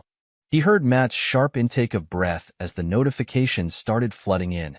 Major financial news networks breaking the story of James Fletcher, rising star hedge fund manager, caught in a massive fraud scheme. You did this?" Matt's voice cracked. "You set him up?" "No, Matt. He did this to himself. I just made sure he couldn't hide it anymore." Warren paused, letting that sink in. "You chose your side. Remember that." He ended the call and turned back to his monitors. Right on schedule, James's car was pulling into the driveway. Warren switched to the kitchen camera, watching as his brother burst in, his usual swagger replaced by barely controlled panic. "Linda, we have a problem," James started. "I know." Linda cut him off. "Warren's frozen everything, even the accounts you set up for me." "How did he?" "Forget about that." James ran his hands through his hair. "The SEC just raided my office. They're saying something about the Peterson account being a front. They have documentation going back months." Warren leaned back, allowing himself a small smile as he watched them spiral into chaos. The first domino had fallen exactly as planned. His phone buzzed right on schedule. The first of his 5 carefully prepared evidence packages had just been delivered to the FBI's Financial Crimes Division. Some people thought revenge was best served cold. Warren knew better. Revenge should be served methodically, precisely, with each element building on the last until there was nowhere left to hide. And this was just the beginning. The morning sun cast long shadows through the Fletcher mansion's windows as Linda descended the stairs, her silk robe trailing behind her. The house felt different, emptier somehow. She'd noticed Warren's closet cleaned out last night, but assumed he'd merely moved his things to the guest room. "Warren?" Her voice echoed through the quiet house. No response. She found the manila envelope on the kitchen counter, her name written in Warren's precise handwriting. Inside were divorce papers, along with a settlement offer that made her eyes widen. Full ownership of the house, a generous monthly allowance, and several investment properties transferred into her name. Linda's laughter echoed through the kitchen as she dialed James's number. He ran. Can you believe it? Left me divorce papers and rolled over like a good boy. What are the terms? James's voice crackled through the speaker. Everything I could want. The house, properties, monthly payments. Linda flipped through the documents. He's not even contesting anything. Must be terrified of what would come out in court. Send me copies. I'll have my lawyer review them, but this could be perfect. The great Warren Fletcher, slinking away in the night. James's smugness carried clearly through the phone. Guess he wasn't as tough as everyone thought. Matt wandered into the kitchen, eyes red from lack of sleep. Dad's really gone? Linda wrapped an arm around her son's shoulders. It's for the best, sweetie. Your father. He couldn't handle the truth about himself. But don't worry. Uncle James and I will make sure you're taken care of. There's an envelope for Matt, too, James noted, reviewing the paperwork Linda had sent. Says not to open it until his 18th birthday. Probably some pathetic attempt at explanation, Linda scoffed. Matt, darling, you don't have to keep it if you don't want to. Matt took the envelope, turning it over in his hands. Despite everything, his father's handwriting stirred something in him. Memories of learning to write his name, Warren patiently guiding his hand. He tucked the envelope into his pocket without comment. The next few weeks passed in a blur of lawyers and paperwork. Linda signed everything without contest, eager to begin her new life. She didn't notice her country club friends' subtle withdrawal, or how her lunch invitations went unanswered with increasing frequency. We should celebrate, James declared one evening, lounging in what had been Warren's favorite chair. Show everyone that we've nothing to be ashamed of. Host a party right here. Linda's eyes lit up. Perfect. We'll invite everyone. Make it clear we're not hiding. Mom, Matt interrupted from the doorway. The Petersons just canceled my standing invitation to their lake house. They said they've heard things. Darling, they're just jealous. Linda waved dismissively. People love to gossip. Once they see how well we're doing, they'll come around. But they didn't. The party invitations met with a wave of polite declinations. Even Linda's oldest friends suddenly had prior commitments. It's fine, James assured her, though his voice held a note of uncertainty. We'll show them. I'm closing a huge deal next week. That'll shut them up. Neither noticed the subtle changes happening around them. How credit card companies began questioning charges. How business associates started requiring additional documentation for routine transactions.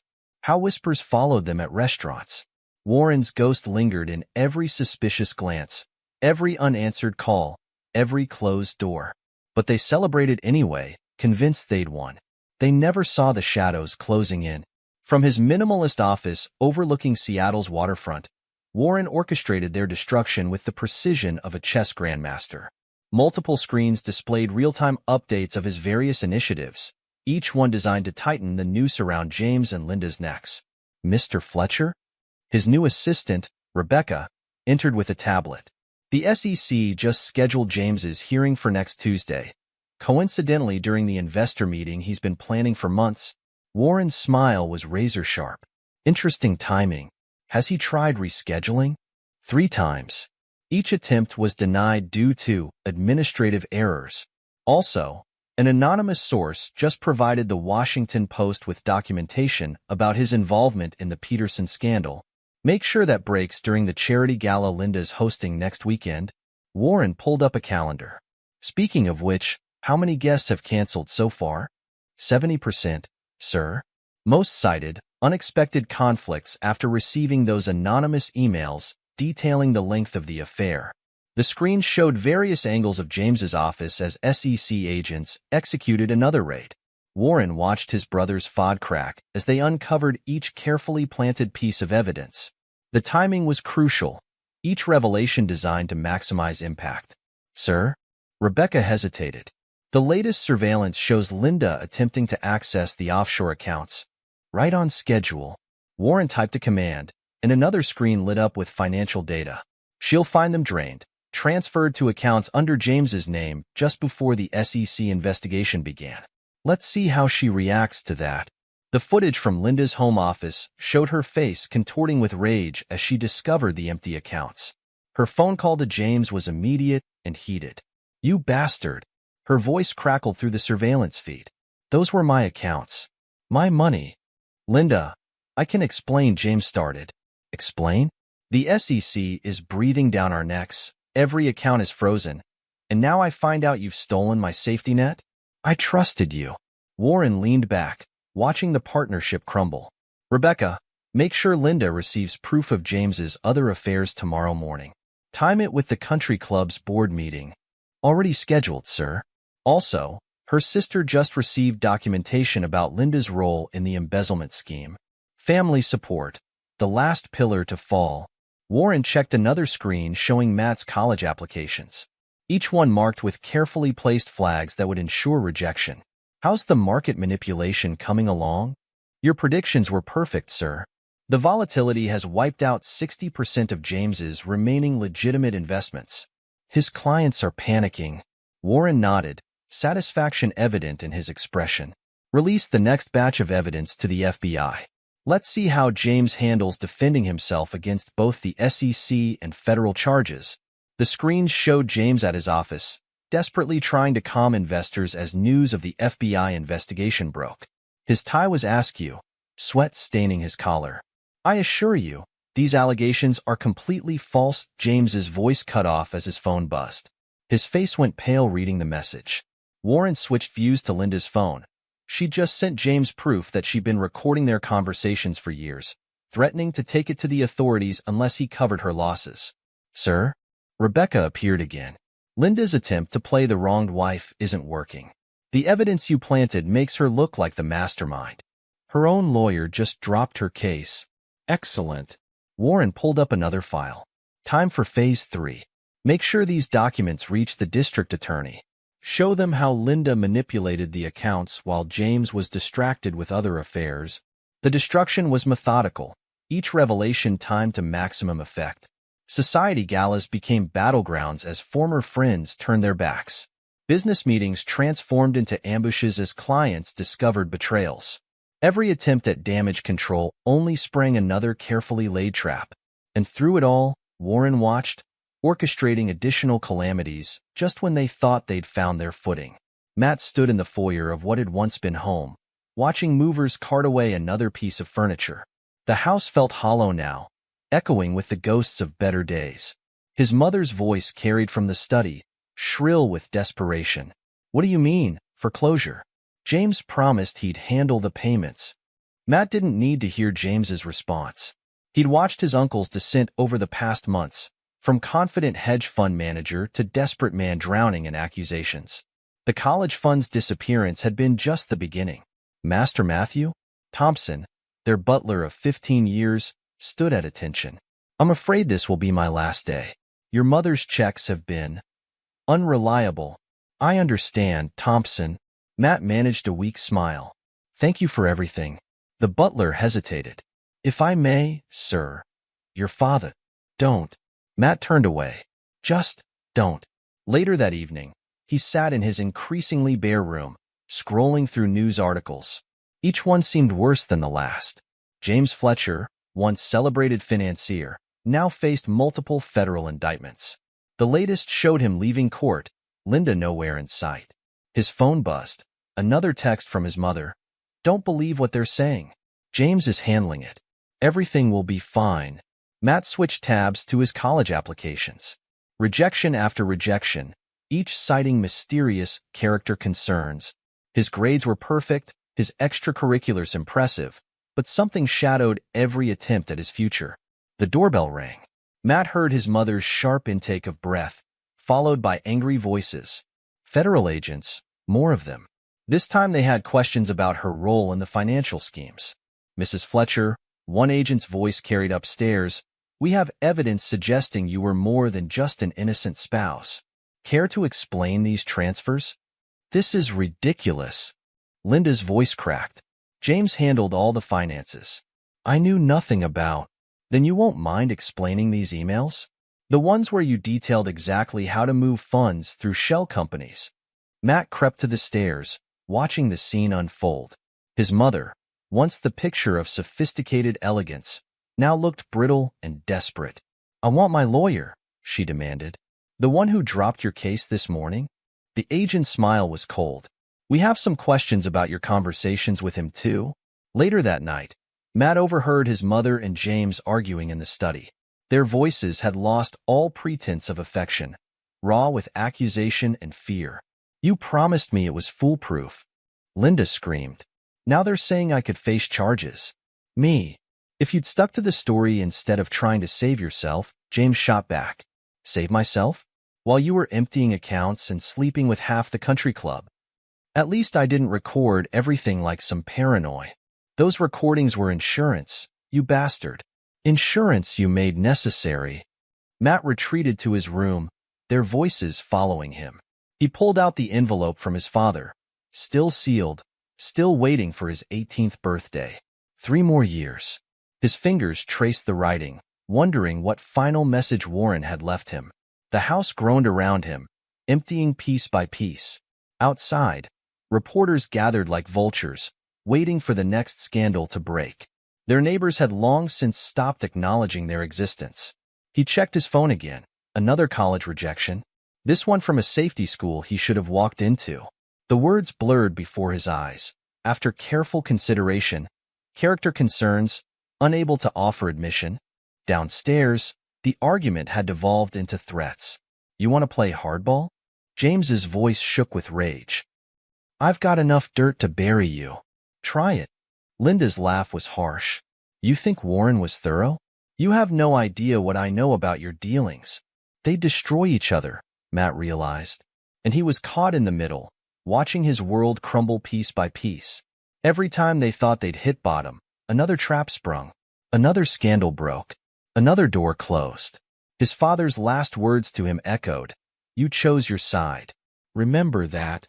Now, surrounded by the ruins of his family's life, Matt finally understood the weight of that choice. 8 years had carved deep lines into Matt Fletcher's face as he stood before the imposing glass tower in downtown Seattle. Fletcher Financial Forensics dominated the skyline, a gleaming monument to his father's success. The irony wasn't lost on him that the company specialized in preventing exactly the kind of fraud his uncle had committed. His last rejection letter crinkled in his pocket, another character concern flag from a potential employer. 3 months of working as a barista in Portland had barely covered his rent, let alone the mounting medical bills he couldn't explain to anyone. "Mr. Fletcher?" The security guard's voice pulled him from his thoughts. "I need to scan your ID." The guard's eyes widened slightly at the name, but he said nothing as he handed back the license. Matt had seen that look before, people recognizing the connection to both the company's founder and the infamous fraud case that had rocked the financial world 8 years ago. The elevator ride to the top floor was silent, but Matt's mind raced with memories. His mother's face when they'd lost the house. James being led away in handcuffs on national television. The slow realization over the years that every closed door, every rejected application, somehow traced back to his father's influence. Rebecca Chen, Warren's executive assistant for the past 8 years, looked up as Matt approached her desk. Her expression revealed nothing, but Matt noticed how her hand moved slightly closer to what he assumed was a panic button. "Your father is expecting you," she said, pressing a button on her desk. "Though I should warn you, he's had this meeting scheduled in his calendar for 3 years. Of course he had. Warren Fletcher's reputation for meticulous planning had only grown since he'd transformed his revenge into a legitimate empire. Fletcher Financial Forensics was now the gold standard in fraud prevention, their methods studied at business schools worldwide. The corner office was exactly what Matt expected, minimalist, imposing, with floor-to-ceiling windows overlooking the city. Warren stood at the window, his reflection overlaid against Seattle's skyline. 8 years had added silver to his hair, but hadn't diminished his presence. "Hello, Matt." Warren didn't turn around. "Still working at Groundwork Coffee? Tips must be down this season." Matt's carefully rehearsed speech evaporated. "How did you?" "I built this company by knowing things others try to hide." Warren finally turned, gesturing to a chair. "Your mother's working at Nordstrom now, correct? And James, released last year, living in a halfway house in Tacoma.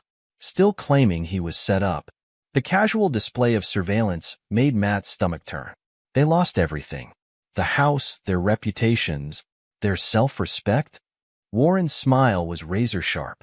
That implies they had any to begin with. I can't even get into community college because of mysterious flags that keep appearing. Character concerns. Warren nodded.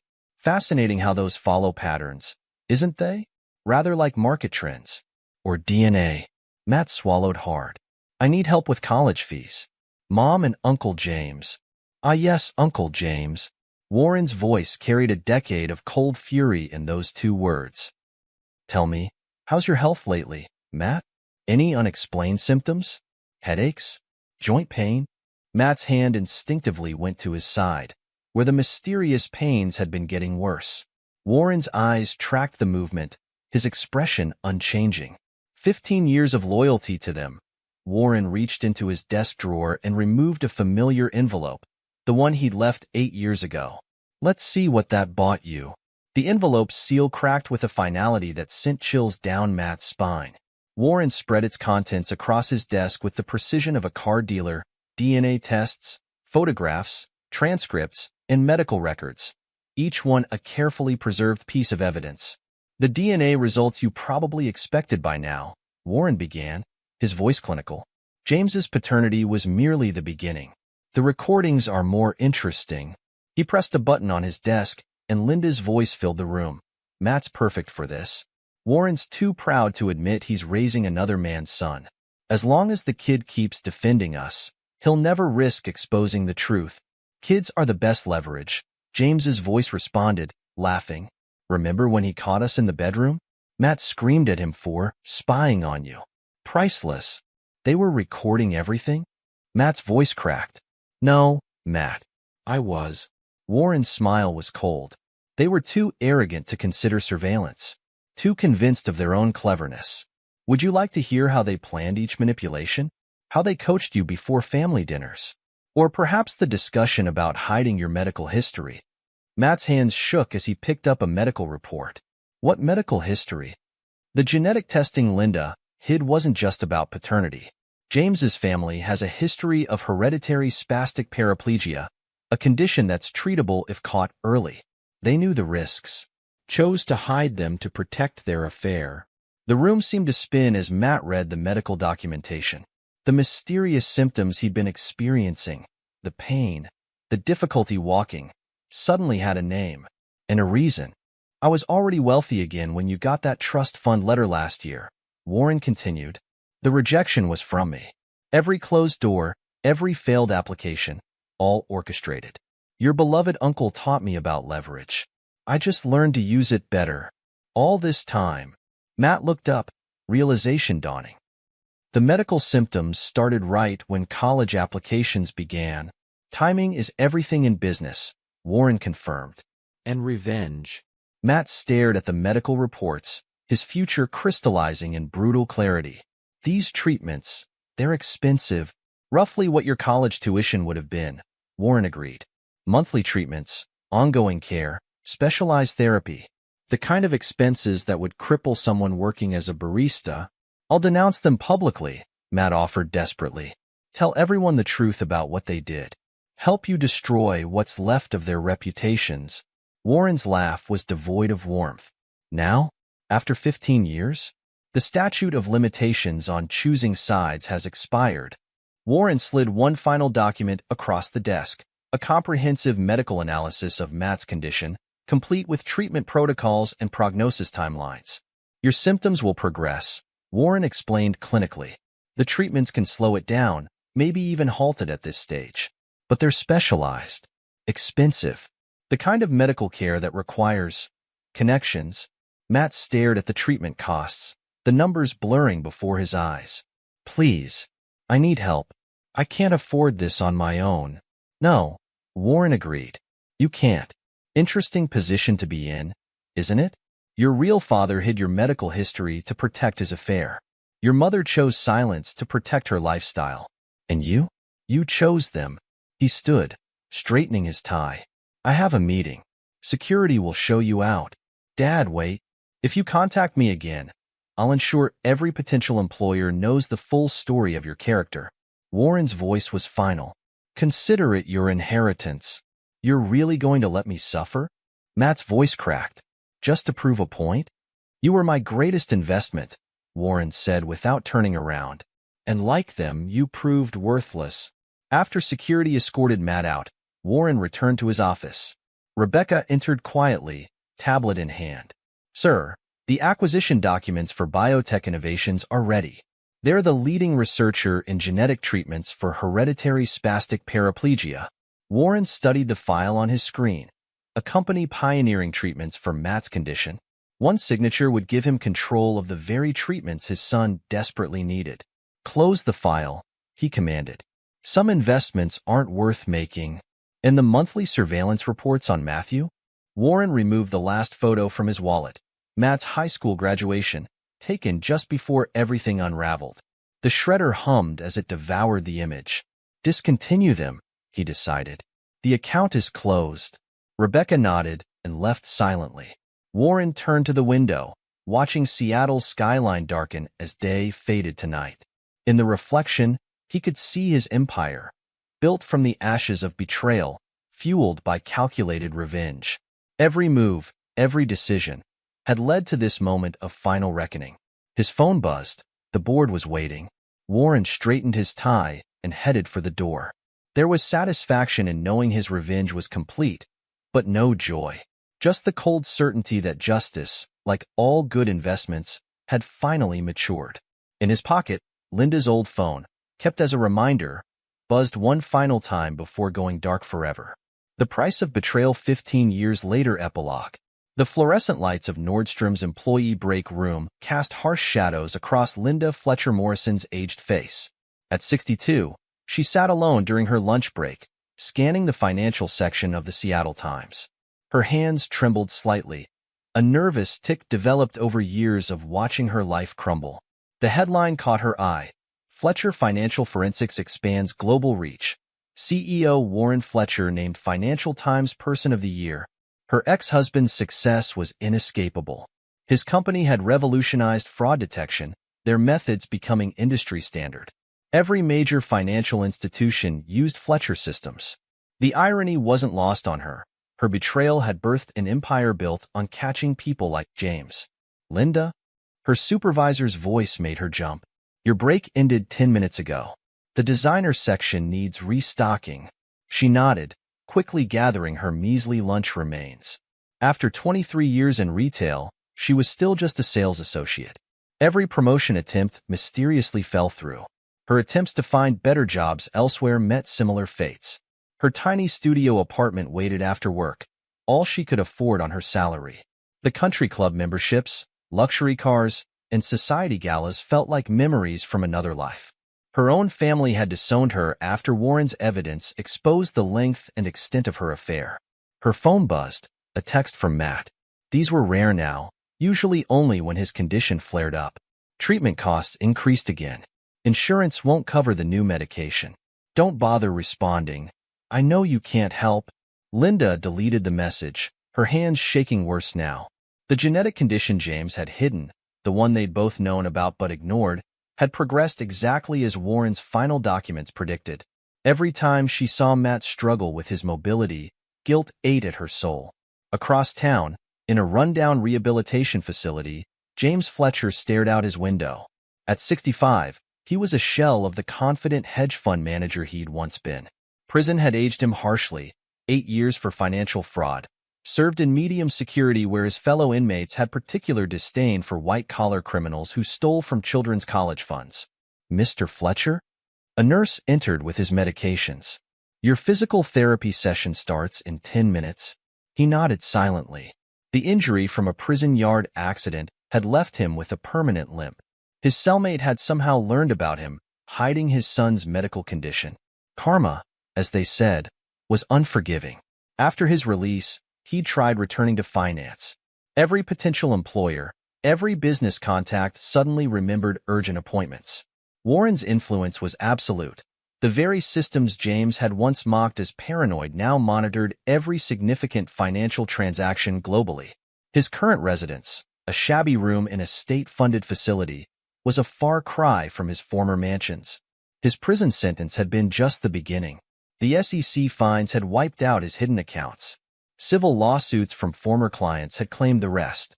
The offshore accounts he'd carefully built had mysteriously emptied just before he could access them. He kept a newspaper clipping on his nightstand, Warren's company going public 5 years ago. The IPO had made his brother a multi-billionaire. The same day, James had received final rejection for disability benefits, forcing him to move into state-subsidized housing. Across the country, in a modest Baltimore office, Matt Fletcher reviewed another medical bill. At 45, the hereditary condition had progressed significantly. His mobility was limited, requiring a cane on good days, a wheelchair on bad ones. The treatments delayed the worst symptoms but couldn't reverse the damage from delayed intervention. His computer dinged, another job application rejection.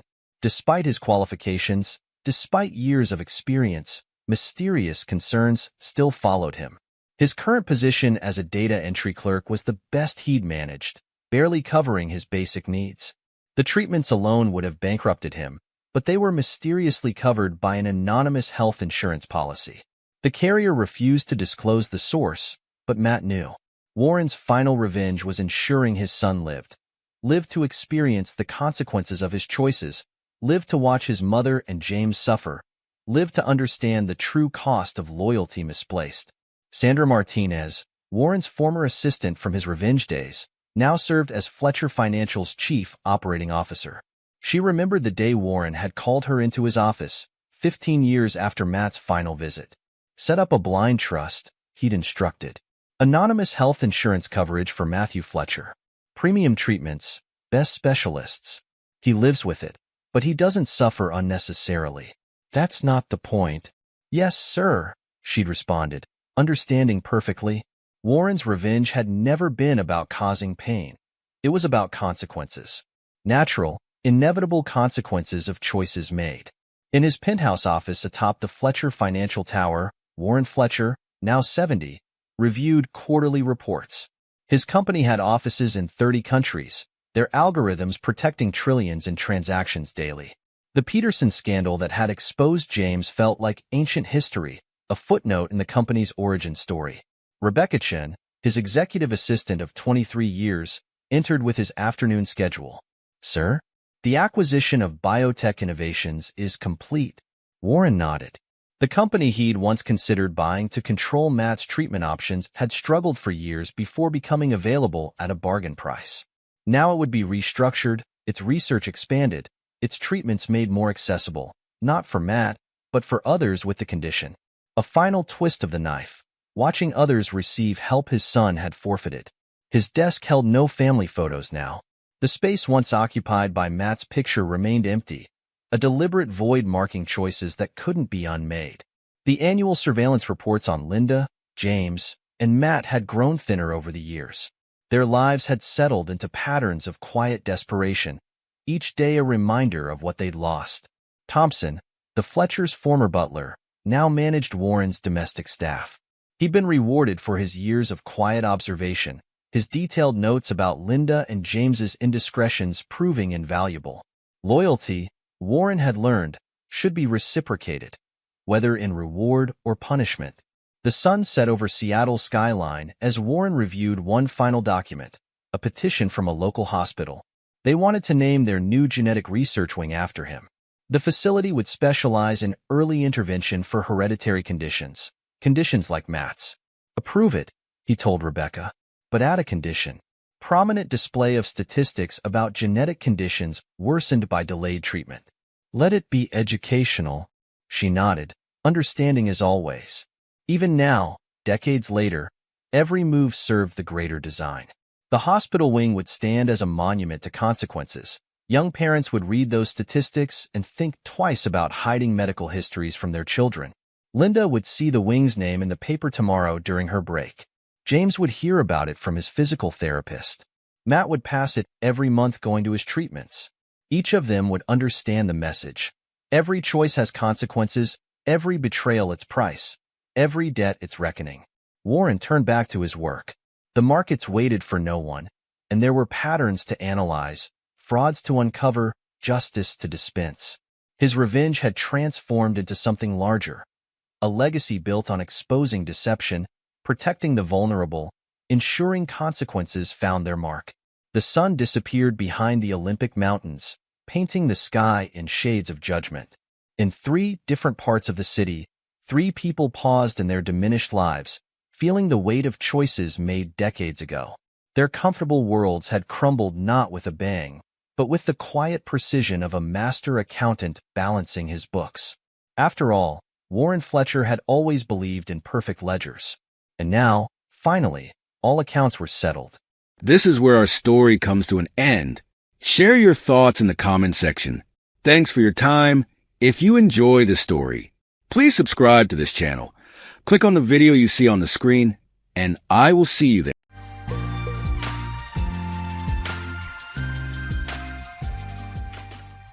Growing up in a small town, I was always surrounded by people who knew each other. Family bonds, friendships, and loyalty meant everything. It wasn't until later in life that I realized how fragile those connections could be. My brother Larry and I shared nearly everything, or so I thought. We were twins and looked alike, but we couldn't have been more different.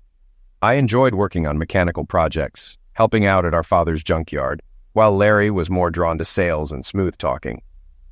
As time passed, though, life revealed the cracks in relationships we had taken for granted. What I didn't see coming was how those small cracks would eventually grow into a wide chasm between us. My life changed significantly when I married Abigail, a strong, successful woman who had her own career in insurance. We built a home together and seemed to have a perfect marriage. But over time, I began to notice small things, little signs that something was off. Abigail's behavior shifted, and there were moments when I couldn't shake the feeling that my trust was misplaced. I never imagined that this unease would unravel not only my marriage, but also the fragile peace between my brother and me. It's strange how quickly things can change. My whole world turned around the day I went on a fishing trip with a couple of close friends. Meanwhile, my wife Abby was at work when she got a disturbing phone call. "Is this Abigail Bell?" the caller asked. "Yes, speaking. How can I help you?" she replied, confused. "We have your husband. He's been taken hostage, and we are demanding a ransom of $250,000. You have 24 hours to get the money, or he will be eliminated. Don't involve the police, or he dies. Expect another call at 3 p.m. for further instructions." Shocked and terrified, Abby tried to compose herself. "What? Who is this? Is this a joke?" The caller's cold tone left her paralyzed with fear. She had no idea what to do next. I had gone on a fishing trip with some friends to Lake Erie for 3 days, leaving my cell phone behind so we could enjoy the peace. Me and my buddies were on my boat, drinking beer and fishing, having a great time. We didn't get out much, so we were enjoying ourselves. My boat was a decent size, 35 feet, and could comfortably fit 6 people if they were friendly. We rented a cabin nearby to stay in overnight. For the past 6 years, we've done this kind of fishing and camping trip once a year. While I was downing another beer, the Coast Guard sped up to us, stopping next to the boat with their weapons drawn. They asked, "Is one of you Terry Bell?" "That's me," I answered. "What's going on here? Why are you pointing weapons at us?" "Sir, we were told you've been hijacked and held for ransom." "I assure you I'm fine. These are my friends, Joe and Al. They both work for me. We came here to fish for a few days without phones, so we wouldn't be disturbed. Now, could you please lower your weapons?" "Sorry, Mr. Bell. We need to board your boat and take a look around. Do you have any weapons on board?" "Just the usual emergency items like flare weapons. Come aboard." They quickly searched the boat and checked our IDs. Afterward, they apologized, but insisted I come with them. The police needed to speak with me at home. "Joe, Al, you guys keep fishing. I'll try to get back to the cabin tonight or tomorrow. If I don't, make sure the boat's secured and everything's locked up." I left with the Coast Guard and headed to shore. I had met Al and Joe in prison. 12 years ago, I was convicted of receiving stolen property, which I'll explain later. Joe and Al also met in prison while serving time for attack. Each of them had caught their wife cheating and knock up her lover. They could have been charged with attempted homicide, but they took a plea deal for attack. Both divorced afterward. We became good friends and looked out for each other in prison. After my release, I promised to help them when they came up for parole. I served 3 years before getting out. My father owned an auto parts warehouse, where I'd worked since high school, and I took over the business when he got sick and passed away. About a year after my release, Joe and Al were paroled. At the hearing, my dad and I promised them jobs at the warehouse, and Dad mentioned he had trailers near the site where they could live. Because they had jobs and a place to live, they were granted parole 8 years ago. Both thanked my dad and me. They were excellent workers. Now they're close friends. Over time, they saved enough to buy used cars and became mechanics and tow truck drivers. They were jacks of all trades and could handle anything at a junkyard. All they needed was a fresh start. They even began dating, eventually married, and bought homes of their own. They were always grateful to my father and me for helping them out. They continued to work for us and were well paid. The police gave me a ride home since I didn't have my car. As soon as I walked in the door, Abby rushed over and hugged me. "Thank God you're okay. I was so worried." "Where have you been?" "On the lake, fishing. That was until the Coast Guard came up to the boat with weapons drawn. What the hell is going on?" A man stepped forward. "I'm Detective Abel. I'm in charge of the case. We need to know where you've been for the past 24 hours. "Nonsense. You dragged me away from my fishing trip, and I want to know why before I say anything." "Fair enough. Your wife called this morning saying she got a call at work claiming you were hijacked and they were demanding a ransom of $250,000. The caller said they would call your house at 3 o'clock.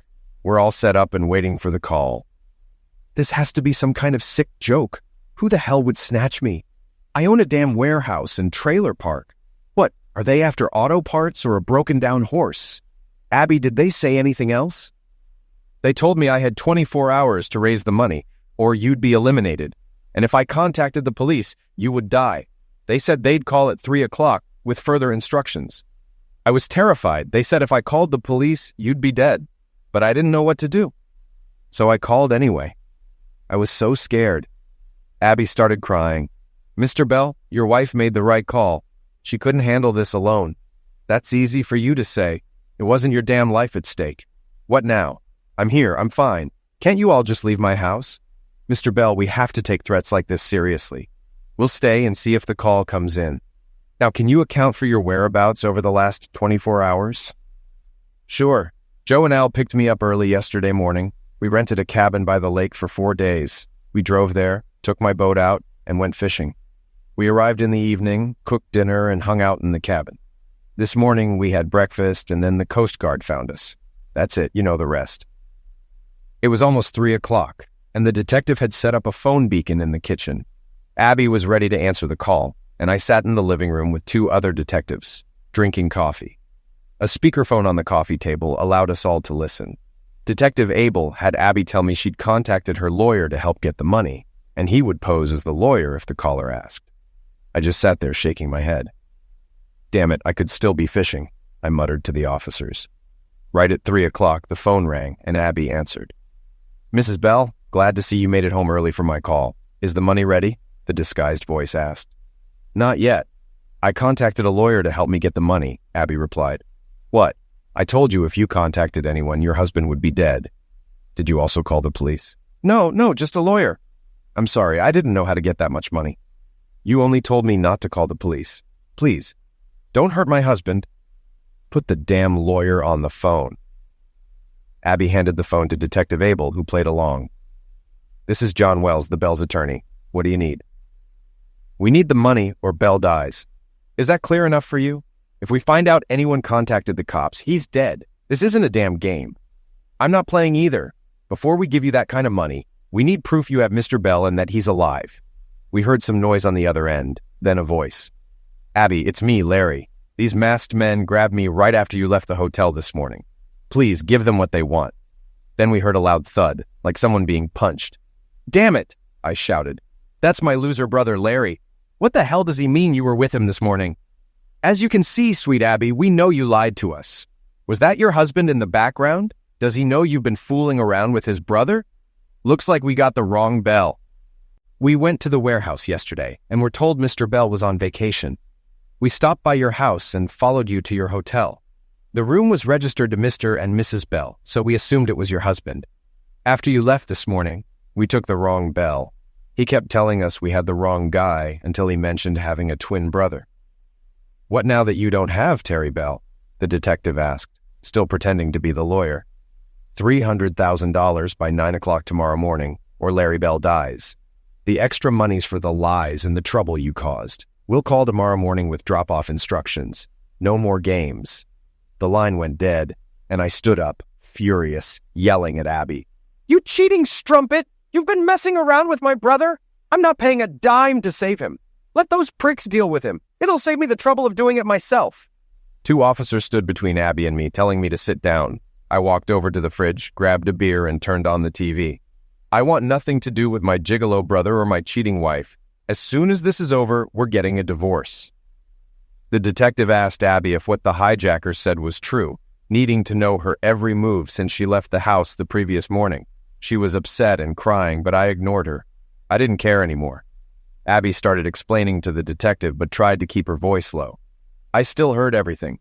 She admitted to meeting Larry at the motel, even though his wife thought he was out of town. They'd been having an affair for months. I felt my anger rising as I realized I had been played. After dinner last night, we went to our room.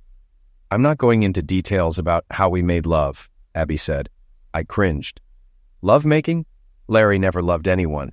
He only wanted you because you were married to me. He didn't care about you, and now neither do I." Abby kept talking, but she was clearly scared of me. She seemed relieved the police were there. We said goodbye in the morning and agreed to meet again in the evening. I went to work to keep things looking normal. That's when I got the call that my husband had been hijacked, and I realized how worried I was about him. I didn't know what to do, so I called the police. That's all I've told you. "Did you plan to return to the room tonight?" the detective asked, turning away from me. "Yes, we had the room for 2 nights. "Damn strumpet!" I yelled. One of the officers jumped up to restrain me, but I stayed seated. I wasn't about to end up in jail again. Larry and I were twins, but we couldn't have been more different. I liked working with machines, while Larry was always chasing women. We got along as kids only because I let things slide. Whenever I had a girlfriend, Larry always managed to charm her away. He was smoother, more charismatic, and usually dumped them after he got what he wanted. My approach was simple. If the girls wanted Larry that badly, they could have him. I wasn't in love with any of them anyway. Our mother passed away from cancer when we were 18, and we lived with my father until we finished high school. Larry wanted to go to college and become a salesman. He was always good at talking. The only person Larry cared about was himself. I, on the other hand, stayed home to help Dad with the scrap metal business. To most people, it was just junk. But Dad's fortune was over $1 million tied up in inventory. I didn't go to college, choosing instead to help grow the business. Dad was proud of the work we did together. One night at a party, I met a girl, and we started dating. Within a year, we got married, and she moved in with me and Dad. Eventually, Dad gave us the house and moved into one of his trailers to give us more privacy. Over the next few years, my wife Beth and I had 2 children, and life was going well, until Larry came home from college. One day, I saw him flirting with Beth, and that was the breaking point. I slapped him hard and warned him, "If you ever come near her again, I'll destroy you." Beth stayed silent. She knew to keep quiet when I was angry. I had never accused her of anything, but I had my suspicions. Neither she nor Larry denied what I said that day. After that, we didn't see much of each other. Larry kept his distance from Beth and took a job as a traveling sales rep for a window and siding company. His job allowed him to meet plenty of women. He had the gift of gab and always found a way into the lives of wealthy women. He lived off them until he moved on to the next one. His job didn't pay for the lifestyle he wanted, but he got by because of the women he dated. It's been 12 years since I married Beth. We had a solid marriage, though I always had my doubts. We had 2 wonderful children, and because of them, I didn't dwell on the possibility of cheating. Around that time, my father's health started to decline after a stroke. I reached out to Larry asking if he wanted to join the salvage business, but he just laughed, saying he wanted nothing to do with it. Dad was disappointed, but I assured him I would always be there for him. One day, a man came to us with several cars he wanted to sell. Dad made an under-the-table deal, which wasn't the first time he'd done that to avoid paying extra taxes. Unfortunately, he didn't check the VIN numbers on the cars. A few days later, law enforcement showed up with a search warrant. The man had told the police he'd dumped the cars in our lot, and they were preparing to arrest my dad for receiving stolen property. There was no way I was letting Dad go to jail. I stepped forward to speak with the agents. "Sir, I took those cars. My father had no idea. I was planning to handle the registration, but didn't get the chance. All they needed was someone to arrest, and that someone was me. I was arrested, pleaded guilty, and was sentenced to 5 years in prison. My father was heartbroken and promised he'd do anything for me. I hugged him, and he tearfully apologized.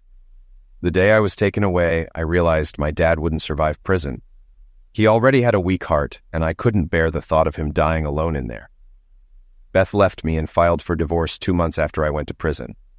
She said she didn't want to live alone, and of course, she took the kids with her. She soon started dating an insurance agent and married him a few months later. Losing my kids hurt, but I said to hell with her. I kept in touch with my father through letters, and he visited me every month. Several of his cousins helped him run the salvage business while I was locked up. I couldn't do much from prison, but at least Dad trusted his cousins who were a bit younger than him. In prison, I met Al and Joe. They seemed like decent guys. Both of them had caught their wives with lovers and knocked them so badly the men had to be hospitalized. I could relate. I almost did the same to my own brother. I promised them that when they got out on parole, I'd help them however I could. I even talked to my father, and he agreed to hire them when the time came. After serving 3 years of my 5-year sentence, I was released. I was glad to be free and to help my father again. He made me part owner of the business, telling me that when he passed, it would be mine, and Larry would have no claim to it. His cousins were running things well, so we kept them on. Dad joked that they worked a little harder once I got back, which made us both smile. The following year, we hired Al and Joe, fulfilling the promise I made to them. They were grateful to us and said they always would be. Several years passed, and things were going well. Business was booming, and I made sure every vehicle that came through was inspected thoroughly. I wasn't going back to jail. One day, I rushed my father to the hospital after he had a heart attack. I called Larry, and he made it in time to say goodbye before Dad died.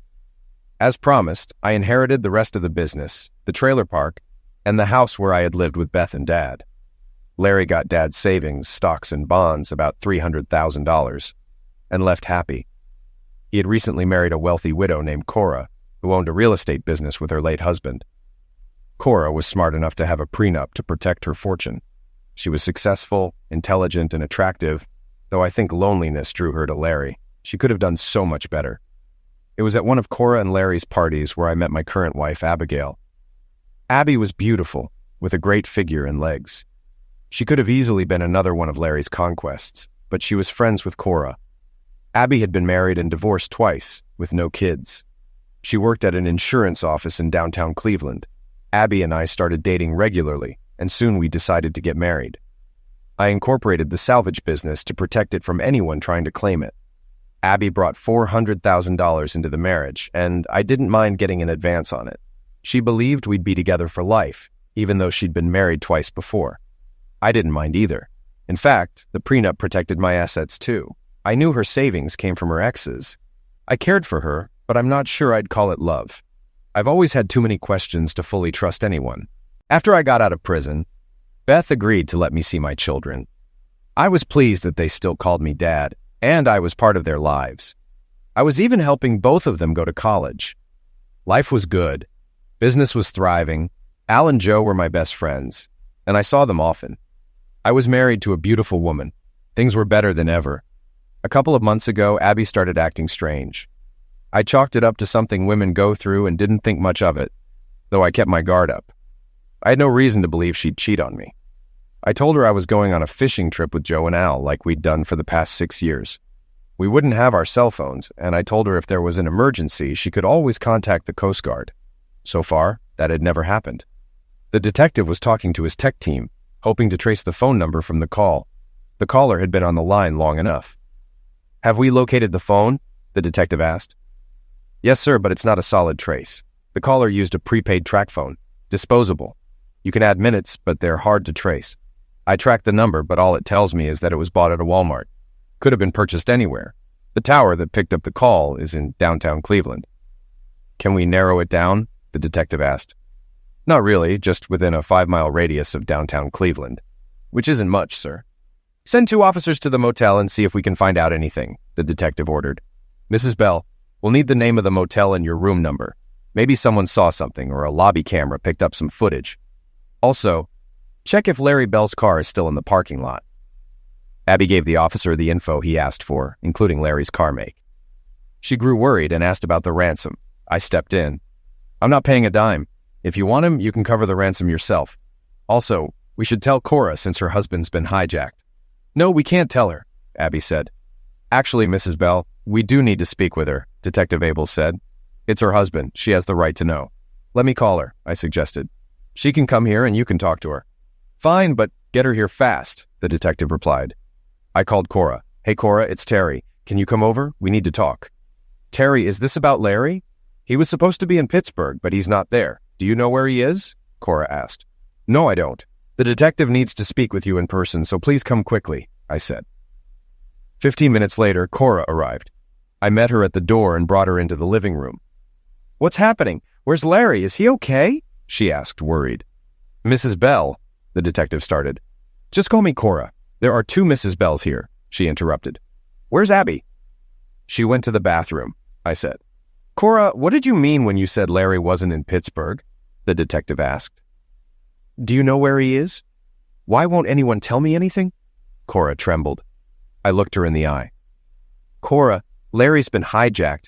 They thought it was me but took him by mistake. He's alive, but they're asking for a ransom. Cora gasped. Oh my God, why would they snatch him or you? We need to know everything that's happened recently, the detective said. We spoke to Larry briefly, and we know he's alive. We're trying to find him. Cora looked uneasy, but agreed to help. I've been suspecting Larry of cheating. He went to Pittsburgh for a home show and said he was sharing a motel room to save money. He's done it before, but this time he seemed different.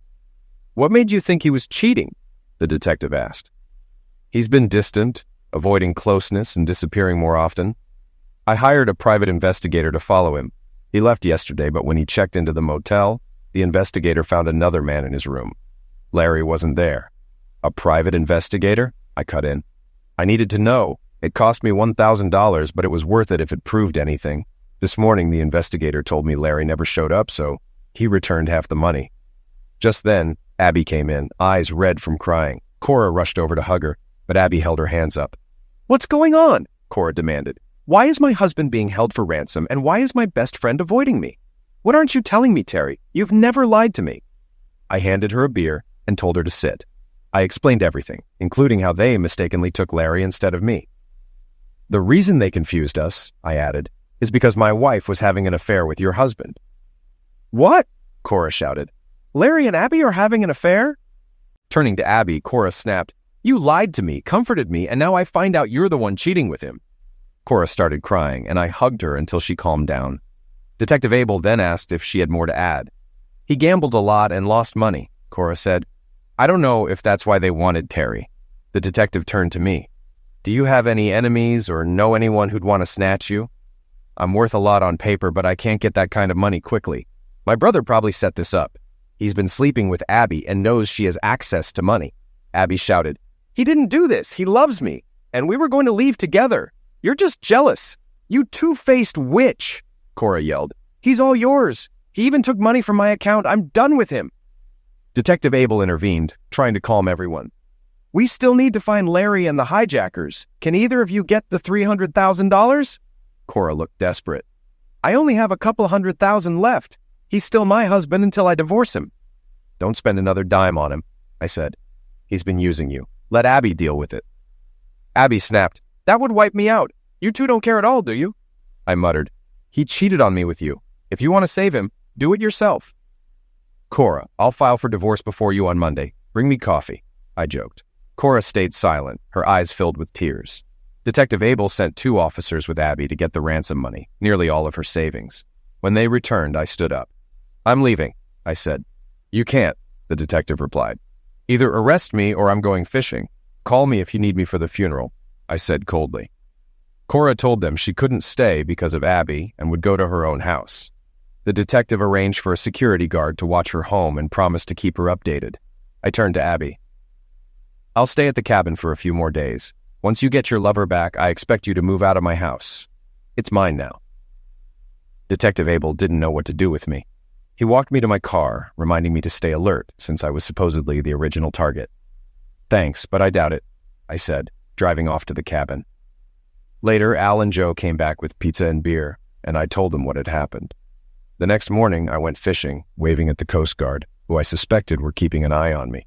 We made sure to make it easy for them, blasting the foghorn when we passed by again. Around 3 a.m., a car pulled into my driveway as Al and Joe were getting out. Al in my car and Joe in his.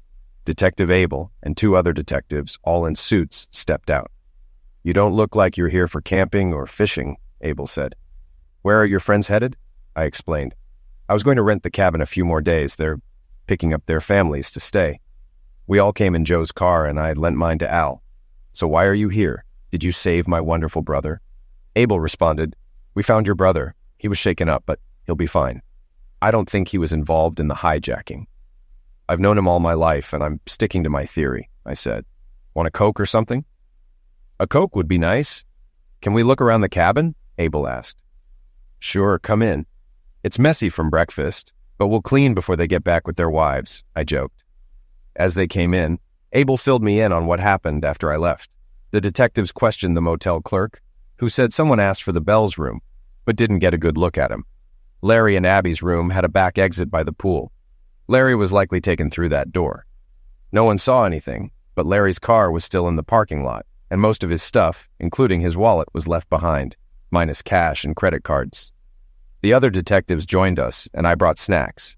Abel continued. "The hijackers called at 9 a.m. asking for the lawyer to hand over the ransom. The drop was in a dangerous part of town, so we couldn't let Abby go."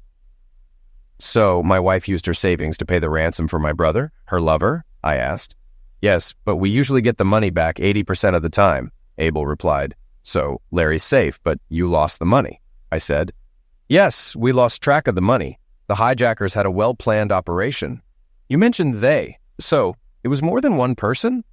"According to your brother, after Abby left the motel, 2 masked men knocked him down, injected him with something, and he woke up in a dark, windowless room. He had water but no food and was lying on an old mattress. I know you think he set this up, but I can't see him doing this to himself," Abel explained. Detective Abel continued. "Larry was told to bring a suitcase of money to an abandoned shopping center. The area looked like a war zone. There was an old green Chevy in a garage. Larry had to place the suitcase in the trunk, take the key, and leave. The hijackers said they had another key and would call with Larry's location after checking the money.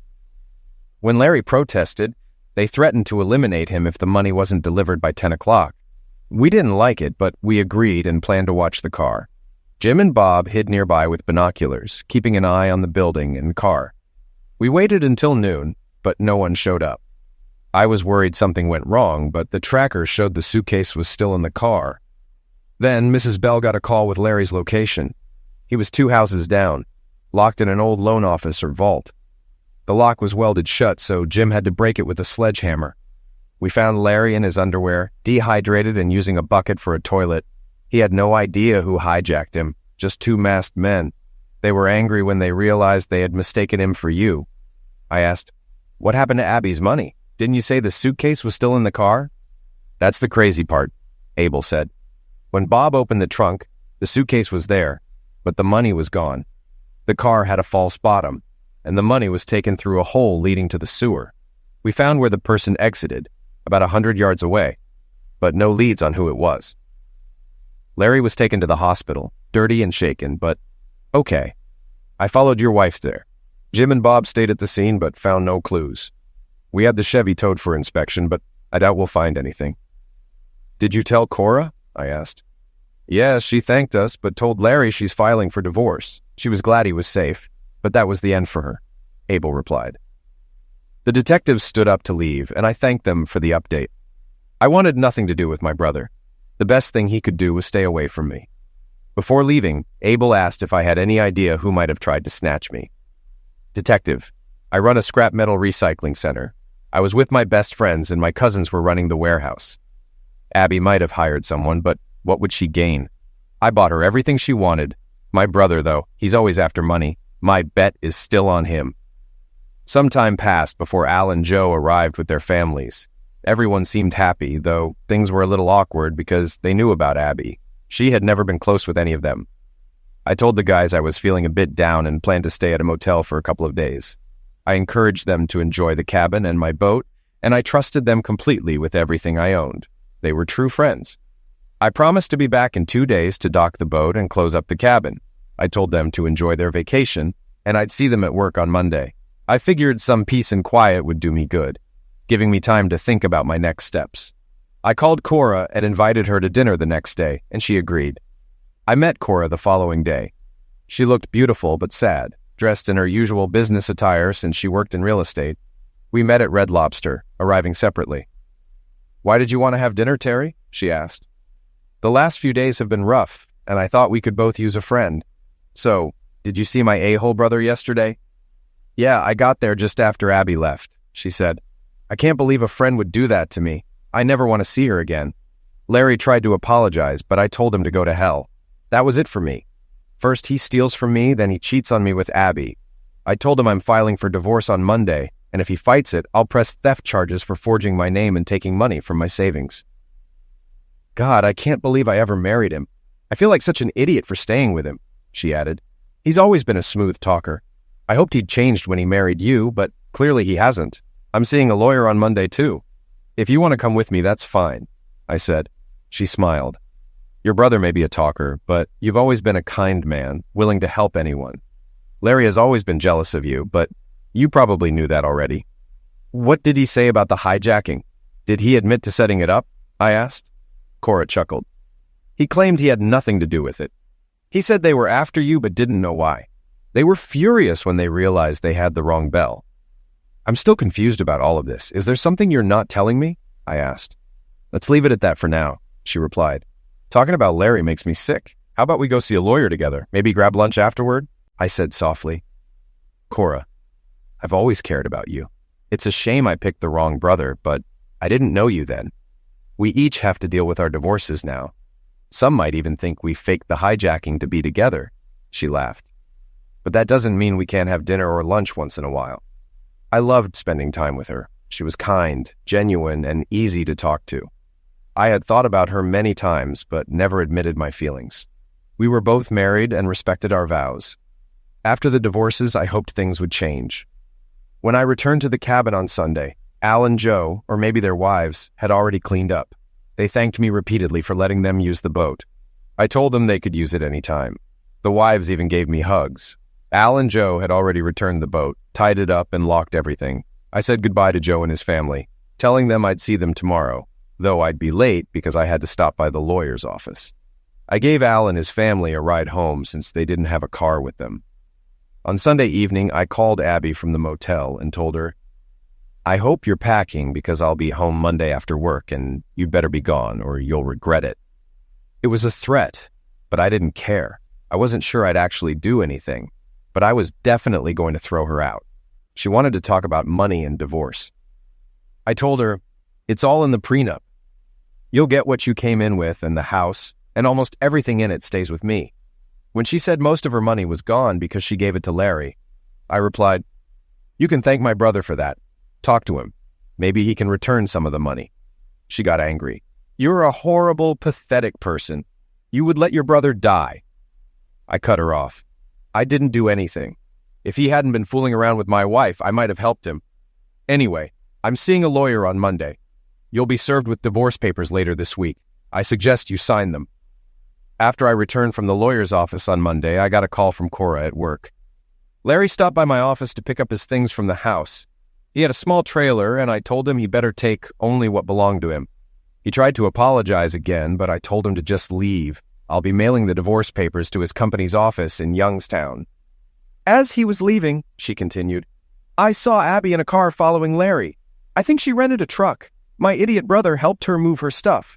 Cora told me she had scared Larry by telling him, 'I had dinner with Terry on Saturday, and he said if he ever saw you again, you'd be a dead man.' I never said that, but Cora told me it scared the hell out of Larry," she added. Cora told me she also informed Detective Abel that she had canceled all of Larry's credit cards, both those in his name and the ones they shared. She was done paying his bills and mentioned that Abel was keeping an eye out for any activity on the stolen cards. The case wouldn't be closed until the hijackers were caught and hopefully the money recovered. Since Larry had been found, the case had been put on the back burner. Work slowly returned to normal. Cora and I started having dinner at least twice a week. We both filed for divorce, and the lawyers said it would take about 90 days. We were both surprised that neither Abby nor Larry contested the divorce. Contesting would have been pointless since we both had prenuptial agreements. Over the next month, Cora and I grew closer. She confided in me about things she hadn't shared before.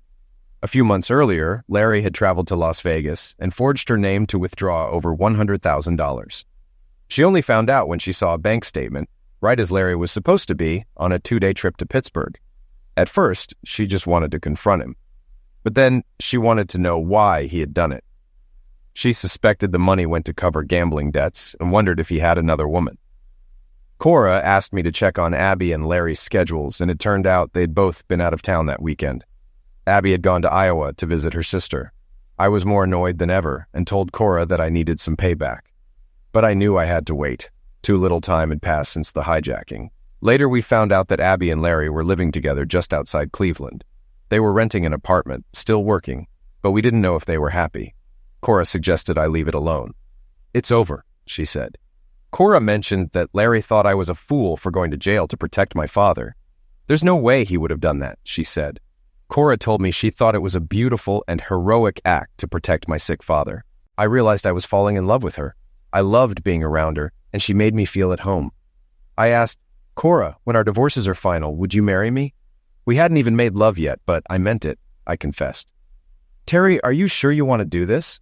I'm probably not the best lover, considering my husband wants another woman," she replied, but she smiled and didn't say no. "Our divorces will be finalized next month," I said. "Let's celebrate, spend the night together, and then you can decide." "I already know how I feel," I told her. I had no doubt about my feelings. Being around her made me happy. A month later, we both received our divorce papers in the same week. Cora said she wanted to get away for the weekend with me. I decided to take her to Pittsburgh and booked us a stay at the Sheraton Inn, a great spot to explore the city. We left on Friday, driving through Youngstown, crossing the Ohio River into West Virginia, and then reaching Pittsburgh, Pennsylvania. I stopped in Youngstown for gas and used my credit card. Then I made a large deposit in the overnight box at Chase Bank, telling Cora, "I meant to deposit this before leaving, but since it's the same bank, I'll drop it off here. It's too much money to carry around." We had dinner at the Sheraton, and it was wonderful to be with her. After dinner and a few drinks, we went up to the room and made love. The next morning, we explored the city, visiting the Carnegie Institute, a museum. Later, we decided to catch a baseball game. We weren't Pirates fans, being from Cleveland, but we acted like kids and had a blast. We went out for dinner again, then returned to the hotel for cocktails and some dancing. It was just nice being together. I couldn't believe my brother had cheated on a woman like Cora. She was beautiful, fun, wonderful, and a great lover, everything I could want in a girlfriend or wife. The next day, we headed back to Cleveland, passing through Steubenville and a few small Amish towns. We stopped to do some shopping and sightseeing along the way. I dropped Cora off at her house and told her I'd like to see her Monday after work. On Monday, she cooked us dinner. She was an amazing cook, too. After we finished eating, there was a knock at the door. Cora answered it. It was Detective Abel. "Mrs. Bell, may I come in? I have a few questions for you." "Of course, come in," she said. "Terry, Detective Abel is here," she called. I walked into the room, and Abel looked a little surprised to see me.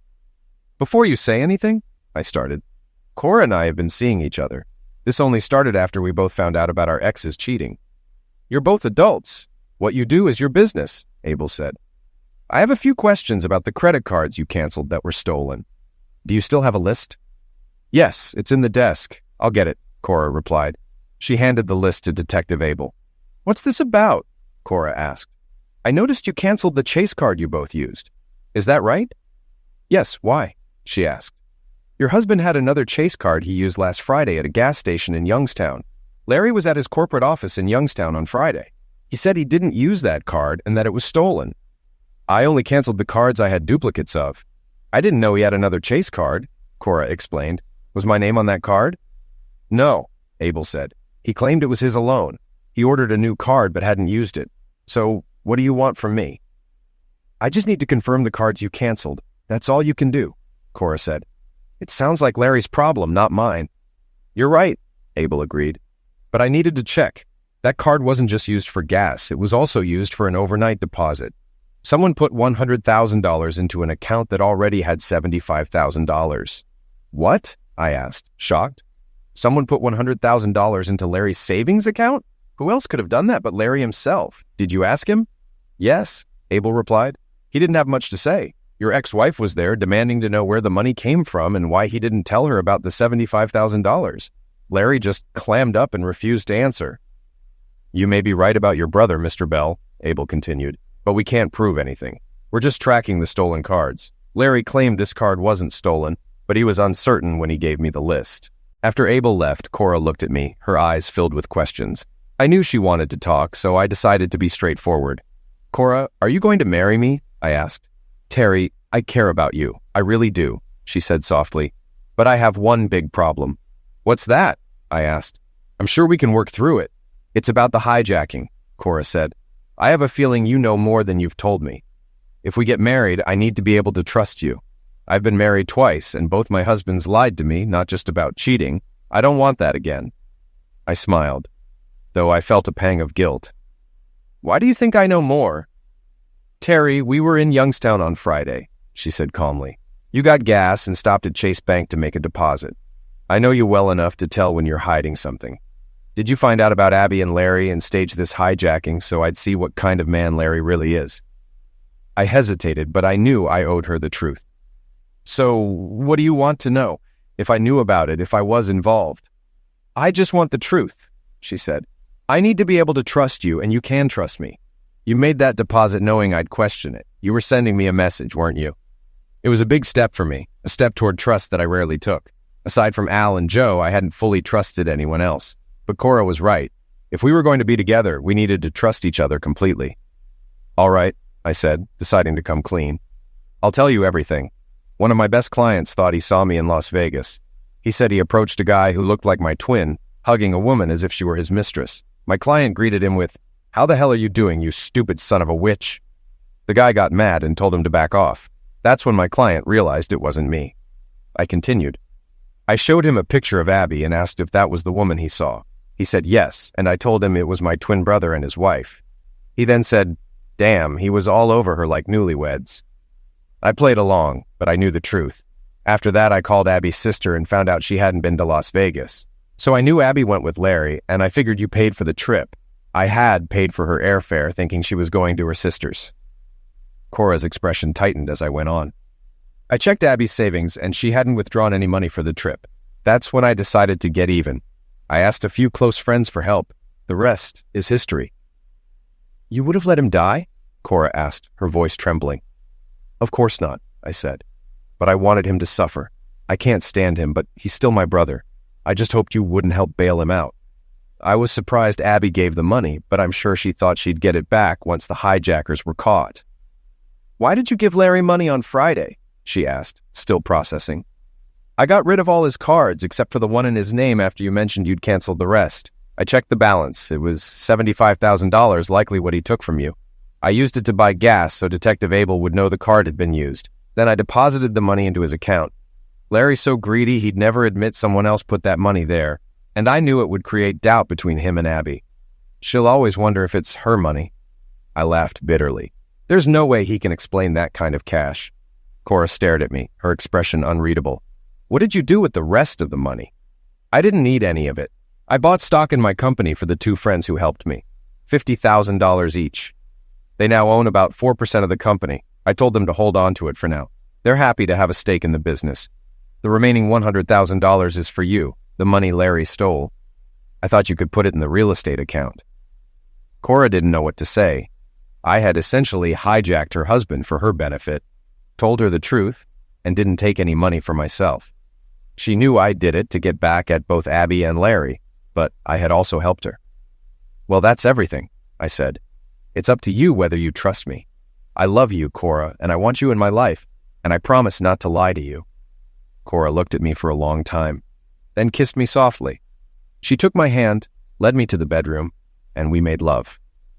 We decided to rent a cabin and have a small private wedding. It was a beautiful setting by the lake, with nature's calm all around us. Al, Joe, their families, and the rest of my staff were there.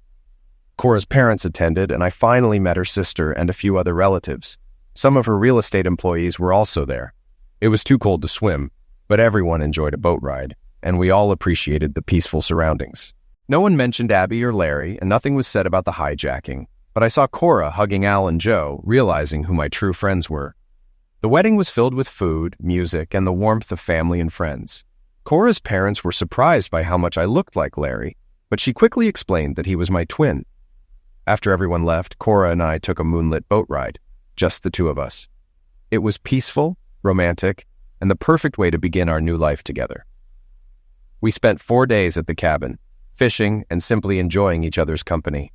There were no distractions or drama, and it felt like we were finally free from the complications of the past. Cora and I had a business arrangement for our future. I owned my parts warehouse, and she owned her real estate business. Everything else we shared. We decided to sell both our houses and bought a condo together for a fresh start. It was wonderful coming home to her. Sometimes we went out for dinner, other times we stayed in. Cora bonded quickly with Al and Joe's wives, who became her best friends.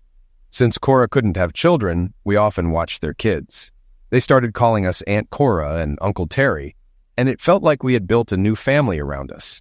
Eventually, we even considered adoption. From what we've heard, Larry and Abby aren't together anymore. Larry apparently moved out of state, which suited me fine. Cora mentioned seeing Abby a few times during business trips. She's gained weight and is seeing someone at her insurance firm, Cora said, but they never spoke.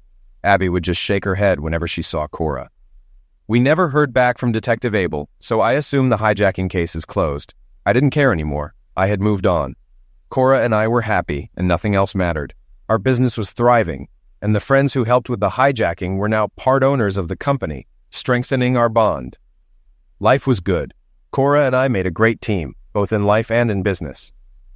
One day, as we sat in our condo, Cora looked at me and asked, "Terry, do you ever wonder what might have happened if things had gone differently with Larry, Abby, everything?" I paused for a moment. Sometimes, I admitted. But then I remember that everything led us to this moment, and I wouldn't change a thing. She smiled, took my hand, and said, "Me neither." We leaned back, watching the sunset over the city, knowing we had overcome life's challenges together. And that was all that really mattered.